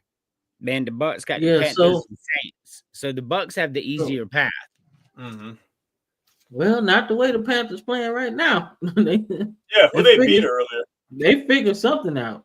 They beat the Cardinals, but also the Falcons also have the Panthers too. So I think the Panthers Falcons and win that Commanders. game. I think the Falcons win that game. That's just So- another game. So we'll see. I don't know, but it's interesting, man, because the Commanders should get in though. If they win out, they should. Because they're 10-5. Yeah, I think right now. So they should get in. I want to see that. It's a rare occurrence, man, when you win 10 games and don't get in the playoffs. You got to have some real shit going on to do that. But it has happened, though. All right, so my Ravens get the win against the Steelers. Close, not close game, man. But historically, the Ravens and Pittsburgh has been pretty tough games, right? Got to buckle your chin strap in these games, right? And Pittsburgh's had our number the last few times, honestly. So I'm glad that we got the win here. Lamar continues to be Lamarvelous. Gotta get a trademark on that. But he's been awesome, man. People are saying Josh Allen should be MVP, and I don't understand it, because the only thing that he's better in statistics than Lamar Jackson is win total. That's it. Check the shorts, people. I got this shit written down. Only thing. That's it. I like this game for the perspective that you didn't have him throwing too many times, and Derrick Henry was able to get going. So you didn't have Lamar. You didn't have to have. It's kind of the similar situation we talk about with Jalen Hurts and Saquon, to where you have your bell cow carrying the load and taking the load off of your quarterback. Lamar Jackson only had to throw the ball 23 times. He played pretty efficiently. 3 touchdowns, 1 pick, and I mean, they played good on offense, man. But what was crazy is Derrick Henry going into this playoff run is picking up steam. That's dangerous. But he's only going to rush for 38 yards a game and only touch the ball 6 times. I mean, that's what Chris said at the beginning of the year, remember? Yeah, he did say that. He was definitely salty. I definitely seen that. He was salty, boy. Like, that's what he said. He said he's going to get 8 touches a game and get about 30, 40 yards a game. He's ran over 1,000 yards, huh, Cam? He's definitely over. He got way over 1,000, bro. That's what I'm saying. He's been cooking. Yeah. Hey, bro, he had like 1,000 a week. You need a screenshot that and send it. Be like, hey, so like, where's the 36 yards a game and the average yard per carry? Like, what happened with that? Yeah, bro, because he got 24 carries and averaged 6 yards a carry. Almost 7 yards. That's so against against a good defense in Pittsburgh too. Like, that's impressive. Yeah, he said he was past his prime, gonna get 8 touches a game. Like, he was salty. We all knew that wasn't gonna happen, bro. They brought him in there to be the major difference maker, to take that win off of Lamar Jackson. And because we ain't have no running back, bro, and we needed that. We ain't you had one. He was just never healthy. Who you talking about, Dobbins? Hell no. He's playing good for LA, but he's just finally healthy. He can never stay healthy for you guys. Yeah, dude had like 4 carries and then blew his Achilles out like 2 years in a row. I was like, yo, do you not like the ball? Because that took me out. I was like, oh shit, man, we got this Jamal Lewis kind of guy, bro. He gonna be nice for us. Never played. But nonetheless, we got Derrick Henry, man. So I'm happy. We'll see how this goes in the playoffs, man. Really want Lamar Jackson to win a Super Bowl, man, because it just makes it easier for quarterbacks of his skill set to get drafted, man. They don't have to think about it because it's been done before, you know. So hopefully we anybody but the Chiefs. Anybody. Yeah, I can't see Mahomes and his wife on TV again. I can't see this. I can't see John Elway had that skill set. I can't see it either. I'm tired of seeing that, bro. I mean, But I'm we tired of picked seeing it, against them bro. all year last year, and you seen what Yeah, happened. Because it's I'm going to done be with unbearable. it. Is. I'm It's done with the going to be Chiefs. Hey, I unbearable. gotta And ask. look, I'm not, and I'm not like I got a I said, question. and I'm not like saying it in a bad way. I'm just tired of seeing it. Like I'm tired of seeing like her happy about him winning. I want to see some tears. Like, yo, damn, this hurt. I'm I tired got a of it. I question. want some I've got a sadness. question. I've asked you this question before. I want to ask him. Do you find that this run they've had is more unbearable than New England's run in the 2000s and the 2010s? Or do you find that New England's run was a lot more unbearable than what the Chiefs have been doing? No, Andrew. I asked you this already. I want to know what Andrew has to say. So this one is definitely more annoying because not only does it involve, like he said, Patrick Mahomes' wife, but you also got Taylor Swift out there, and it's definitely 100% more just awful than what the Patriots were doing. You really didn't hate the Patriots, like you hated that they were winning, but you really didn't hate them. Like people were like, I'm tired. Like Taylor Swift is now on the NFL Network more than Josh Allen is, and it's just stupid. And yeah, this is way more annoying. I agree, man. Because it's like, look, man, the Patriots run was supplemented by a long drought. You know, they got In them between. three. They got them three in the early 2000s, right? And it was like, okay, cool. They got themselves a little dynasty, but they went a while without winning, Yeah, which went to made two it and like, lost. all right, cool, right? And then they just picked up where they left off, and Tom Brady just became the goat, for lack of a better word, right? And that made it easier. But with Mahomes, it's like, yo, all right, dude, why everybody scared of him? It seemed Why like, everybody's scared of Kermit the Frog? bro, because look, my point is, right, he's been down in every Super Bowl that they won, Mm-hmm. right? So my point is, if you're the 49ers who went through this already, why you ain't keep the pedal on them, right? Mm-hmm. You know, like you learned already that you need to score touchdowns to beat Mahomes, Mm-hmm. and they didn't do it. And I look at how their draft was, and they didn't get anybody that could take the top off the defense. You know what I'm saying? And when you don't have a splash play guy, yeah, McCaffrey's great, right? He's a versatile running back, but you Mm-hmm. need somebody else that scares you, like the Mm-hmm. Chiefs had. The Chiefs had Tyreek Hill. He scared the hell out of everybody because he was a splash play guy. They don't have anybody like that. Well, look at when Cincinnati beat Kansas City in the playoffs that year. What they were able to do with the guy Splash play guys. when you had Mixon running the ball and you had those two deep Mixon, threats in Higgins and Chase. They Chase, were able to. Higgins. The tight end was good too. Mm-hmm. So you know that's how you beat them. You need a splash play, or you're gonna have to beat them up in the trenches. Mm-hmm. And sadly, or actually surprisingly, this year the defense has been way ahead of the offense. Yeah, the offense has been. It's a whole type of 180 switch on their team Mm-hmm. this year because their defense is carrying the day, right? Mm-hmm. So, like I said, man, I think it's been unbearable just because it's too many cooks in the kitchen. But I will say this: I will never ever be mad at Andy Reid winning the championship, man. Just because it took him so long to get it. I would have rather see him win some of those in Philly. Kansas City is just very like I liked when he first got there and they had Alex Smith and Jamal Charles and all these guys. Like I rooted for them. I liked Alex Smith having that comeback story. But this is just like you said. I would allude to it as well. Very unbearable. I feel like there's a year for them to get knocked off, or maybe for Buffalo or somebody else to get past them. This would be the year. I feel like this has to be time. And what pissed me off about the Chiefs so much is right. They shouldn't even have Mahomes.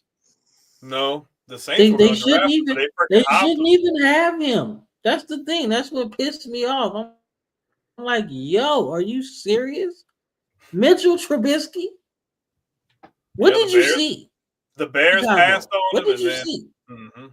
the Bears passed on him, and then the Chiefs What on jumped. earth did you see in and then the Mitchell Chiefs- Trubisky in his 13 games in college that but, you I mean, didn't see in that one game that Mahomes had against Baker Mayfield when they Yeah. had 600 yards apiece? It's the Bears, though, man. You know something like that's gonna happen, and then, like I said, the That's Chiefs got to were. be the dumbest shit I've ever seen, bro. I'm like, yo, that's And crazy, man. Andy Reid had a good contingency plan. He was gonna land at New Orleans. Sean Payton was prepared to draft him with, I think it was like the 13th pick or whatever number it was, and I guess Yeah. Andy Reid seen the long term. He's like, shit, I'm taking this guy. Hopped them and freaking took him, and obviously the Yeah, rest man. is history.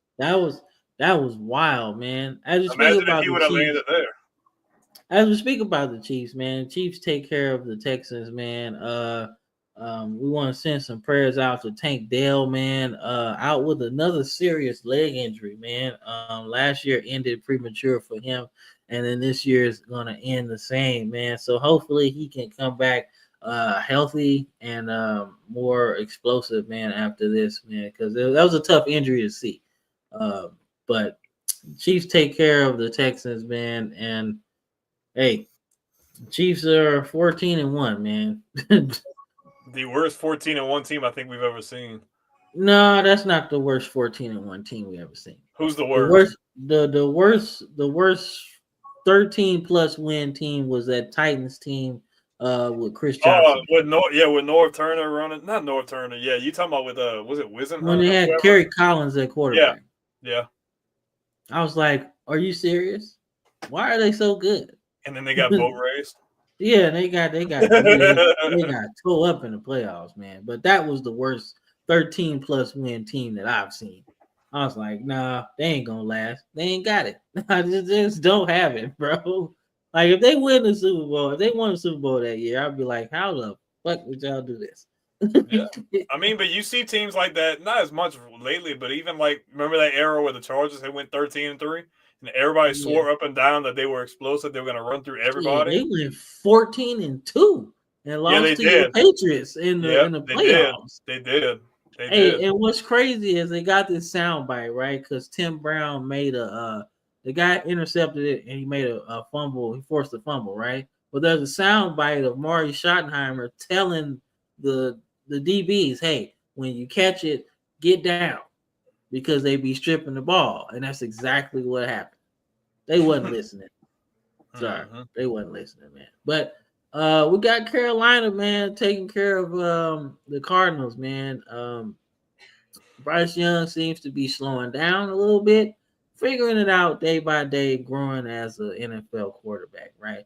But this game actually brings some more questions to the light. Because Kyler Murray has entered year one of his new contract extension, right? And the results aren't there.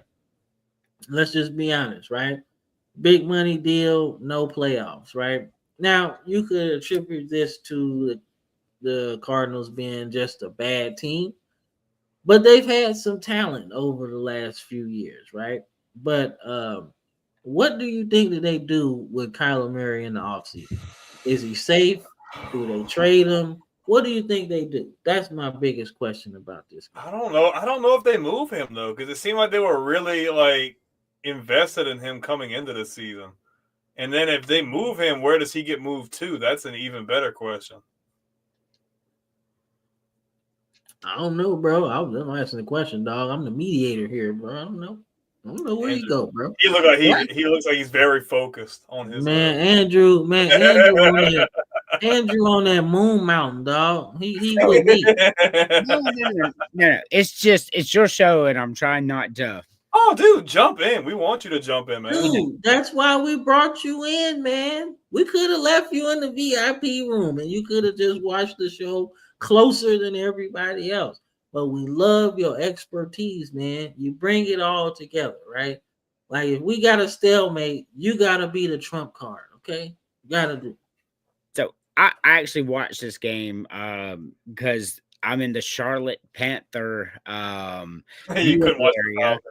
so I don't get to watch the The Falcons. Charlotte Panthers, really? Yeah. They don't represent my half of Carolina. They the Charlotte Panthers. But I watched this game, and Bryce Young was pretty good. But Kyler Murray, the time has come for Arizona to do something different. He is not going to take them to the next level. That is apparent right now.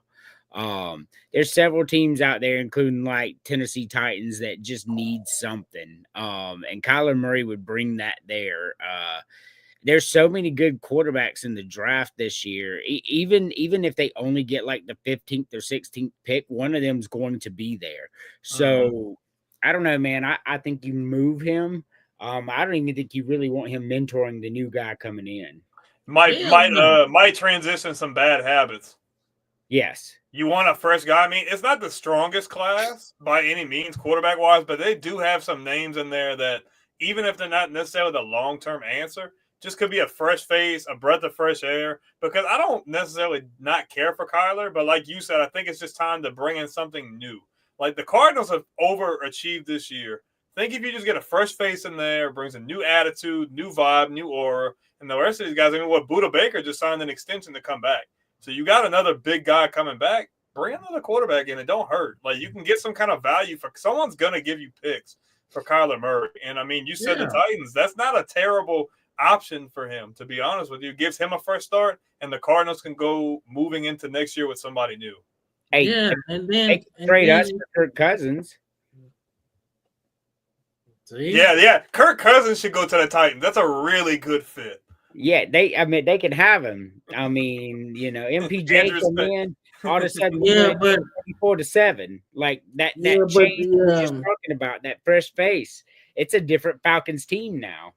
It's gonna be but the Falcons were stupid enough to give him a no trade clause, so he's not gonna do them any favors.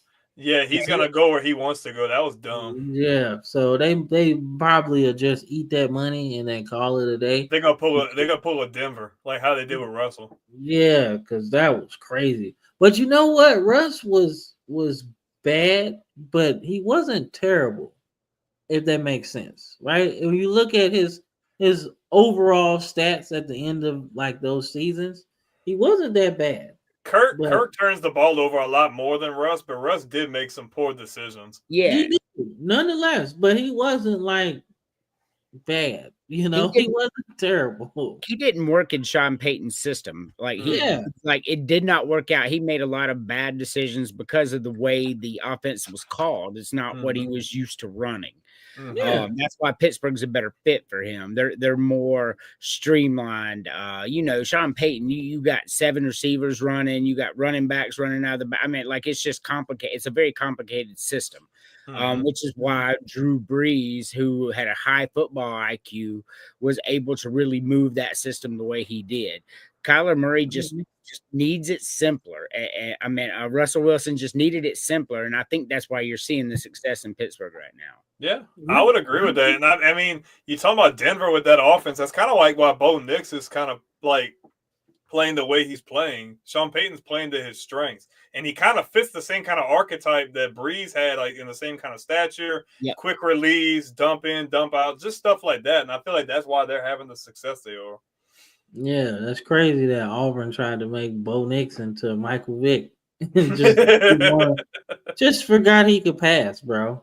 And he went to Oregon with that fast-paced offense, and he excelled. And he just lit it up, man. It was like, well, he's pretty good. Yeah. Everybody's like, when he's at Auburn, he's like, no, he's trash. You're like, no, he's trash. He's trash. I'm like, no, man, he can throw. They just choose not to let him throw. Like, but that was a terrible offensive line he had at Auburn, though, man. Oh my gosh, he was running like crazy. That was a terrible team, bro. Yeah, it was. We proved it wasn't the problem when he went to Oregon. Nah, yeah, you're like, right. Oh, wow, I got new toys to play with. Are you serious? This is what football is. Correct. But the Commanders win a big game, right? They come back with a big fourth quarter against the Eagles. Man, good game either way. I don't think either team really lost any momentum in this game. And in fact, it's probably a tune-up for the playoffs, man, because this is kind of the environment that they're gonna be playing in. So it's good that um, Jaden Daniels do his thing, man. That was the best draft pick for them to start over completely and really build their team. So Uh-oh. when we talk about the importance of a quarterback, man, ain't no team more just out there with that than what the Commanders are, because the Commanders are not a really good team. They didn't improve that much in the offseason. Their defense is suspect. As you look, they're giving up 27 points a game, right? The difference is the reason they have 10 wins is Jaden Daniels is that dude. He is that guy. He is that fucking good. He's going to win Rookie of the Year or it's rigged, and I think he's already a top 15 NFL quarterback right now, maybe a top 10. I mean, that's the difference. That's why the Commanders are so damn good. And this guy, man, like, oh man, I wish he was with Atlanta because his future is as bright as anybody else's out there. Him and Kingsbury were a really good matchup, man. Kingsbury plays their strengths, and he is just letting him run hog wild. It's crazy.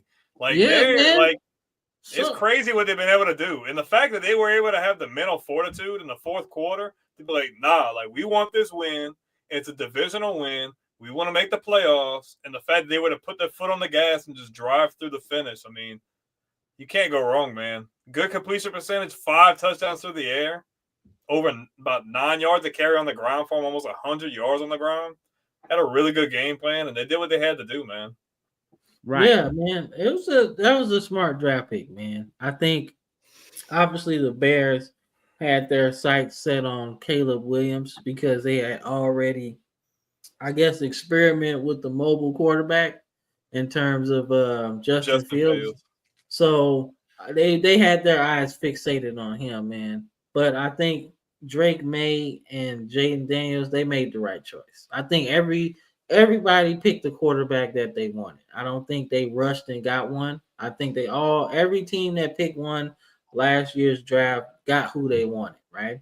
And I think that, hey, the Commanders really knew that, hey, this is our guy. Oh, man. Yeah, we got a good quarterback. We have a new ownership. Hey, look. You don't like Drake May, bro? I like Drake May. I just wanted him. You got to understand when it's your quarterback and you know he's that good, you want your guy. But I like Drake May. He's done really well. I was like, dude, if you don't take Drake May, because look, I've been high on Drake May since his college days. Yeah, we both. I just knew he was a baller. Yeah, we both were. Like, we both was like, he's a baller. He's not gonna flash and dash you, but you're gonna be in all of the ball games that you're playing in because he's that good. So he went to the right team, and everybody got who they wanted, man. But this was a big win for the Commanders and their chase to lock up a playoff berth, man. But the Eagles still good, right? So we got Andrew on the show, so we had to put this game on here, right? Michael Penix's first NFL start, right? Falcons win, Giants are ass. We know this. What do you think about your new starting quarterback? So here's the reality. He would have been the starting quarterback at the beginning of the year had he not had that injury and the Falcons hadn't already paid Kirk Cousins. So what happened was they paid Kirk Cousins in the draft game, right? And they didn't expect to see this guy that far down. Like, really what happened, because everybody was like, why the fuck are the Falcons picking fucking MPJ when they just signed Kirk Cousins? Well, here's what happened. Like, he's a generational quarterback as well. He really is, man. Number 2 in the Heisman behind Jaden Daniels, and he deserved it. He earned it. And the Falcons were like, we can't pass on this guy. This guy could be our franchise quarterback. So we just going to pay them both and lay whatever happens with Kirk Cousins. I love Michael Penix. When we drafted him and the other Falcons fans were mad, I was excited because I know what this guy is. So I'm ready. I say we trade Kirk Cousins. He'll be willing to trade because he'll want to play, and he's not going to play now. That's just reality, right? This is MPJ's team. Look at this score. This is MPJ's team. So we trade him out. wherever he wants to go, whatever. And I tell you, man, this is the most excited I've been for a Falcons quarterback since Matt Ryan. Do you think from an organizational standpoint, do you think Atlanta anticipated this to happen? You already paid Kirk Cousins, obviously, and you draft Penix. Do you think they anticipated that to happen that soon? Or do you think that they anticipated him to collapse the way he did? Do you think, because Kirk Cousins has been really hit or miss. He's led teams to the playoffs, but he's really shit the bed in moments as well. Well, here's what I think. You gotta think they're already my bad. Arthur Blank already said like he was questioning the pick anyway. Like he, when the boss comes down to the war room, it's pretty bad. Like yo, what y'all doing? But I think it makes sense. It makes sense though, because it's like yo, why pass up on this guy, man? He was like top 2 in the Heisman. Right. Well, like I said, what happened was they probably didn't anticipate Kirk Cousins to collapse, but what I said, and like Arthur Blank come down, what are you doing? We just paid Kirk Cousins. But reality is MPJ wasn't supposed to be there. He was supposed to be long gone, and they already had another guy in mind.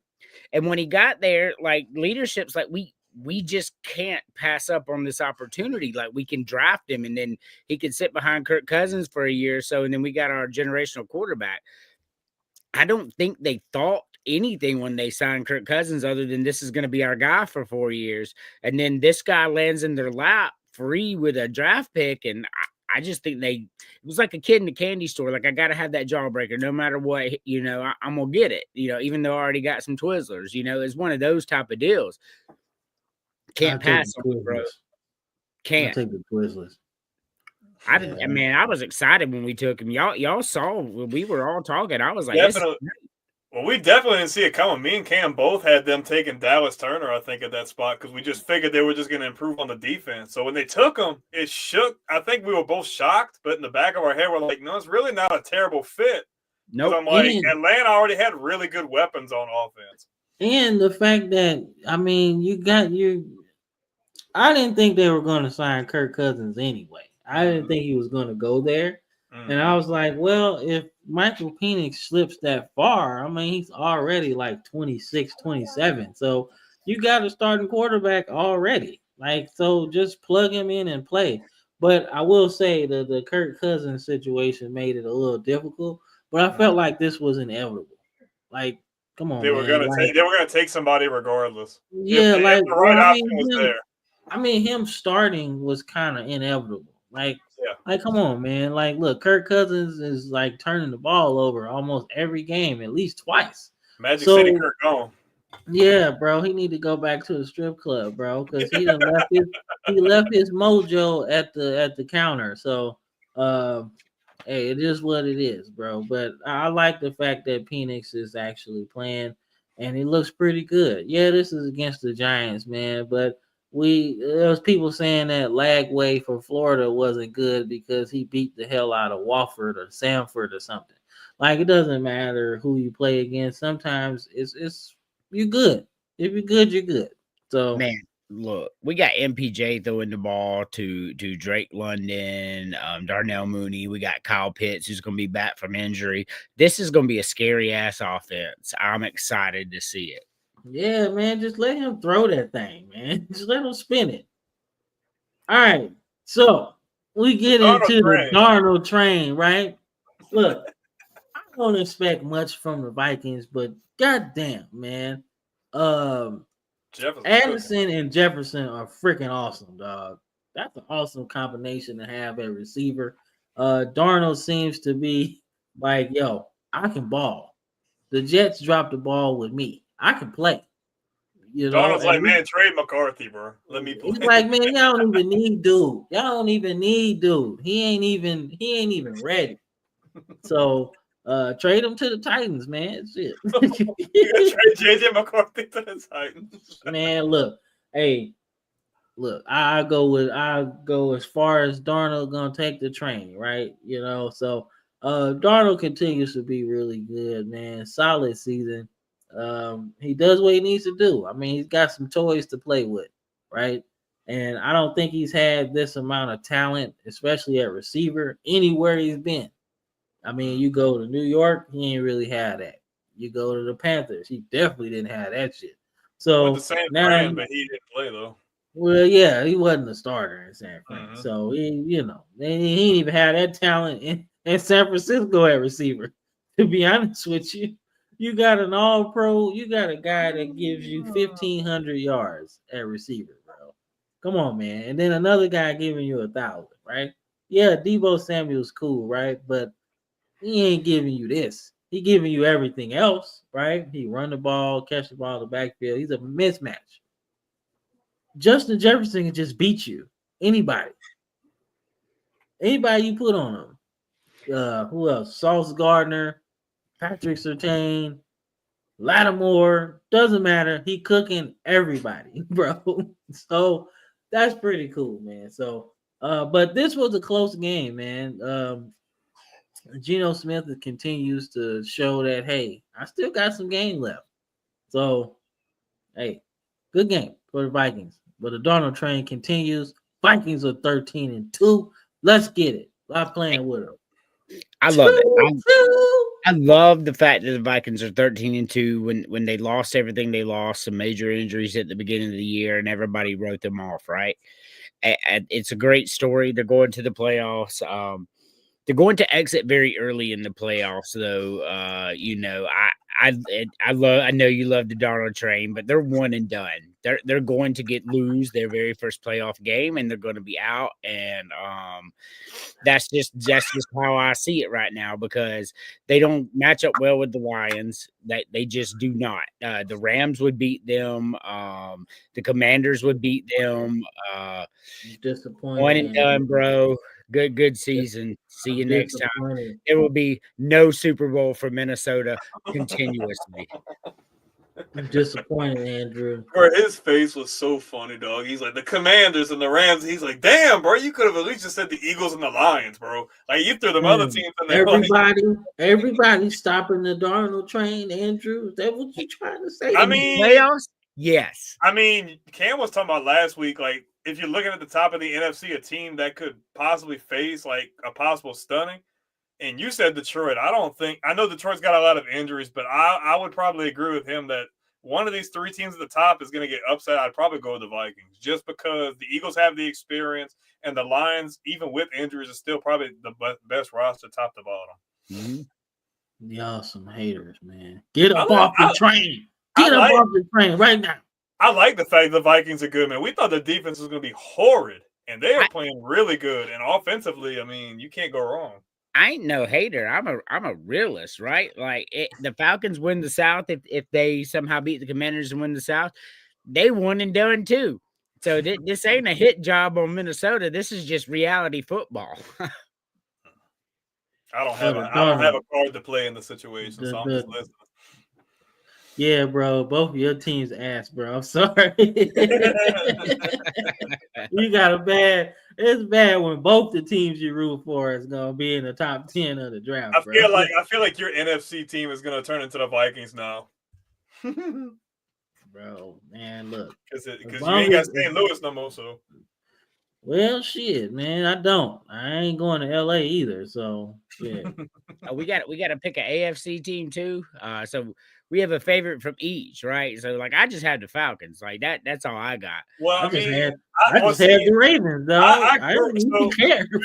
So you grow up like where I grew up, like you like the hometown team, but I've been a Patriots fan for 20 plus years. I had a demo copy of NFL FIFA 03, and the only teams you could play with was the Patriots and the Rams. So that was just who I gravitated to. And me being from St. Louis, I'm obviously a Rams fan just by location. But I've always been a Ravens fan since I played football. Like, my first number, I think, was 52. So, like, I was like, man, Ray Lewis out here smacking people. I'm going to try. So, yeah.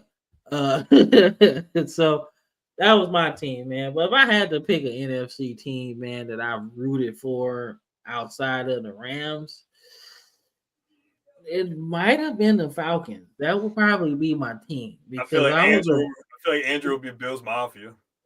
You feel like what? I feel like you'd be Bills Mafia. No. If I had to pick an AFC get off the team, train right now. Don't fall for that. no, if I had to pick an AFC team that I rooted Mhm. for, it would be the Broncos, just because I love John Elway. Right. But win or lose, not going to affect my day. But like, if I had to pick one, it would be the Broncos. Yeah, mine would be the Falcons, man, because I was a heavy Michael Vick fan, bro. Like, bro, I got the shoes and everything. The whole shoes, the Madden 04, like, yo, I was heavy on the Falcons. Yeah, So me too. well, I He's like, mean, hell yeah. that's your squad. But that would definitely be my my NFC team, man. But as we close the show down, man, we're gonna talk about a couple games. And we just, a couple games next week. Kind of weird. Got a Christmas Day game and then your normal Sunday game. So but nonetheless, man, we got the Chiefs and the Steelers, man. So who wins this game? Another referee game for the Chiefs? Yeah. I mean, probably. It's come to expect it's a week by week thing at this point. Like with them it's cheap always asses. something. Yeah, I hate the Chiefs so give me much, the Chiefs. Stay at home. I mean, they on the at road. Arrowhead. It don't matter. The rest gonna pick them up. Yeah, I'm gonna go with Kansas City, man. I just feel like Mahomes isn't gonna have to do as much. Kansas City's defense is probably gonna come to play, and there's gonna be some questionable officiating. So I'm gonna go Chiefs. Yeah, man. I don't like the Steelers, Browns, or Bengals. So yeah, I'll pick the Chiefs here.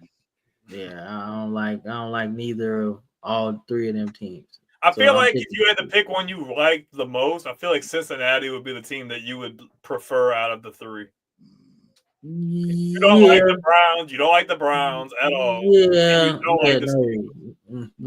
like the Browns, bro. I can't stand the Browns. Why? So Joe Shiesty is the option. Why don't I like the Browns, Andrew? Because we are the Browns. That's why. That's why I don't like the Browns. We are the Browns. You are the Browns. So Art Modell deboed that team and moved them to Baltimore. Yes, sir. We are the Browns. So that's why I don't like the Browns. Who is that team they got right now? That's not the Browns. We're the original Browns, baby. The Cleveland Poops. Take it how you want it, man. I don't care. Fuck the Browns. But I do like the Bengals, though. I do. I like the Bengals, man. Because they took the 49ers to some really good Super Bowls. Those two Super Bowls that the 49ers played against the Bengals were like the best Super Bowls that I've watched back. Like, they was close. That was the closest team that was going to beat them anyway. Well, they played one, and Boomer Esiason was the quarterback, and I love me Boomer Esiason. He was first left-handed quarterback I've ever seen. They played the 49ers twice in the Super Bowl. Did they? Yeah, I think the Bengals went to the Super Bowl twice. Because didn't Boomer he's got one MVP on his resume, yeah? It might have been that year. Yeah, that was 88. Well, I remember the 49ers, they played San Diego because Stan Humphries was the quarterback then. That was ass, bro. That was ass. That Super Bowl was over with quick. It was like the Seahawks and Broncos, bro. Same story. Hey, and it was like, hey, where are we going to eat after the game at halftime? That shit was done, bro. But yeah. Yeah, man. Hold up. I was trying to see. Hold up. Let me see. You were saying F the Browns. I'm saying F the Bills too. Oh man, yeah, you already know I don't like no damn Bills, man. What's wrong with you? You ain't picking no damn Bills. I ain't picking them for shit. Four Super Bowls in a row, bro. Come on, man. You gotta win at least one. Like, I feel like I just want to close up shop after that. Like, bro. Yeah. So the Bengals went to the championship or Super Bowl in 81 and 88. Yeah. Yeah, and both of those Super Bowls was pretty close. So that's why I like the Bengals. So because they're close to stopping Joe Montana twice, but hey, Joe Montana's he's pretty good too. So what you seen, yeah. Yeah, he's pretty damn good, man. But the Bengals have always been a team that I like just a little bit because they had Corey Dillon. Like, I mean, Anthony Corey Dillon was, Munoz, yeah, like, come TJ on, man. Husmanzada, Chad Like, Johnson, Giovanni you know what I'm Bernard. saying, bro? Like, I mean, they drafted Leon Hall from Michigan, and I thought he was like the best cornerback in the draft that year. Pac-Man So, Jones. yeah, Pac-Man, like, bro, they had some players, dog. So, Kajana Carter, well, I mean, only for a little bit. but they Only, had him. yeah, only for a little bit, unfortunately, because it was his third carry Geno of the Atkins. preseason. Geno Yeah, Atkins Geno was Atkins nasty. was nice. Yep. He was nice. Who else they have? David Pollock was there for a minute. Vontez Burfict. He was good until he tried to knock Antonio Brown out. Hey, low key, he still ain't recovered from that hit. No, Man. that's where it started. That's definitely where it started. Yeah, but we got the Vikings and the Packers. Man, who y'all got at this?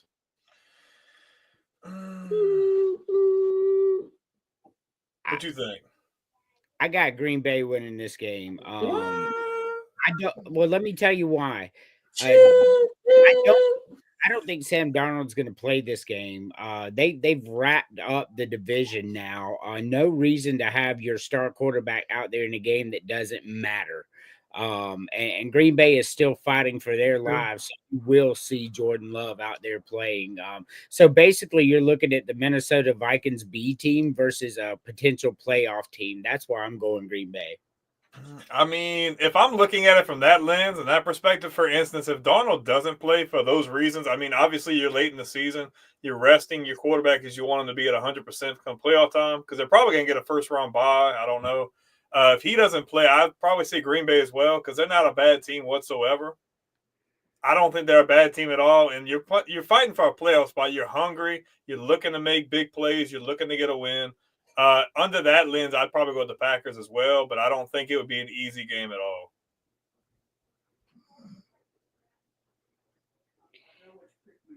Yeah, so I'm looking at it right now.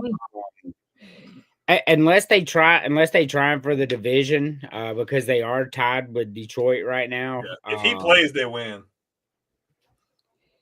Have Detroit and Minnesota already played each other twice?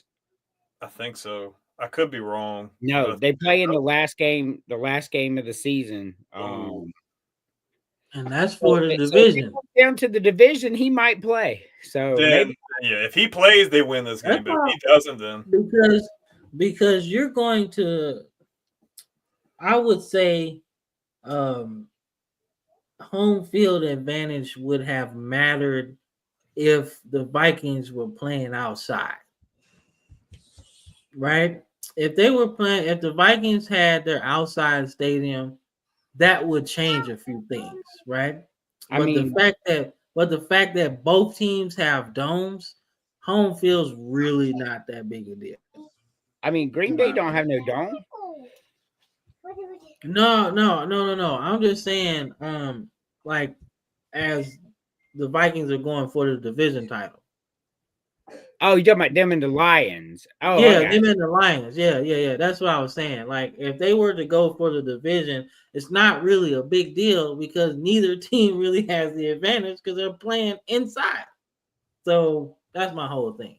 Like, if they were playing outside, I would have want to see the Vikings go for it because the weather in the wintertime and like that's crazy in Minnesota.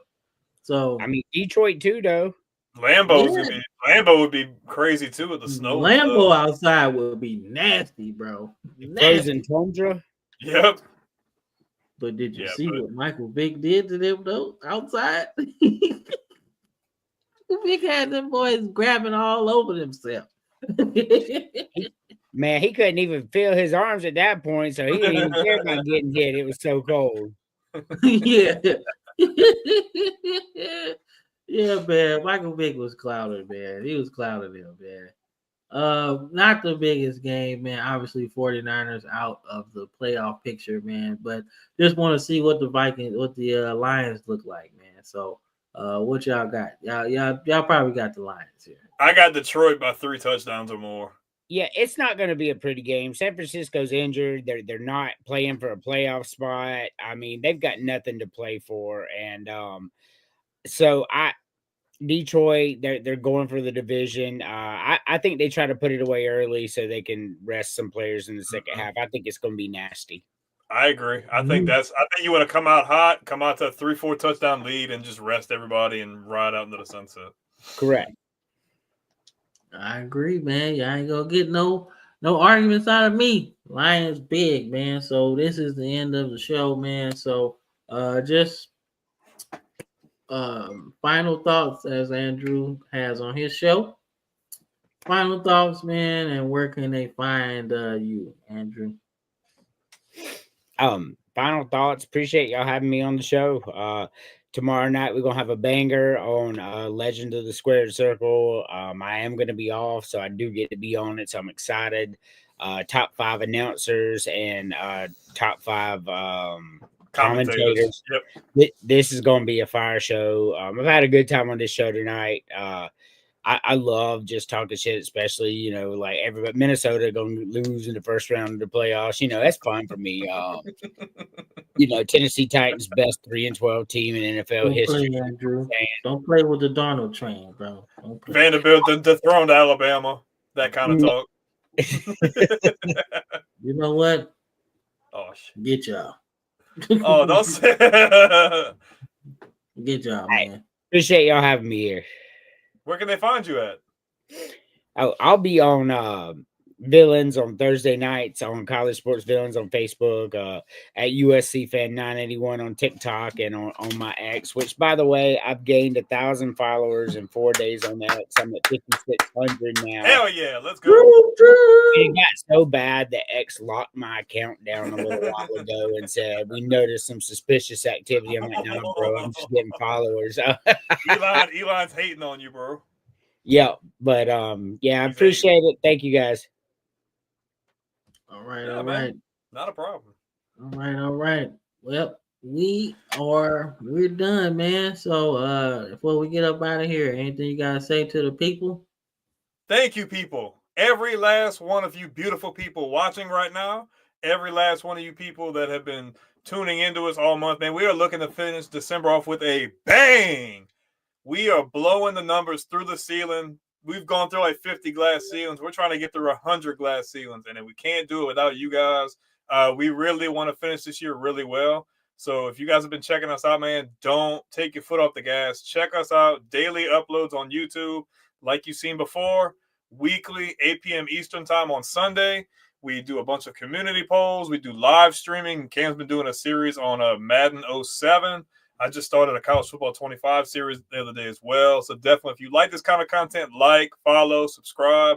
Check us out on all audio platforms, Spotify and things as well. Twitch, as well as all the major social media platforms. Facebook, X, TikTok is doing really well as well. But we couldn't be doing any of this without you guys. So thank y'all so much. And y'all have an awesome day. Yeah, man, couldn't have said it better myself, man. Closing in on 19,000 subscribers. We just passed 18,500. So let's try to close out the year going 20,000. We're going for 20,000. That is the goal that we're trying to get by the end of the year. Get close. We'll round it up if we get there, right? But nonetheless, we love the viewership, man, and just keep on helping us grow. We appreciate y'all all, man. But I'm Cam, and that is Brandon. This has been the Football Frame of Mind. Peace. Peace.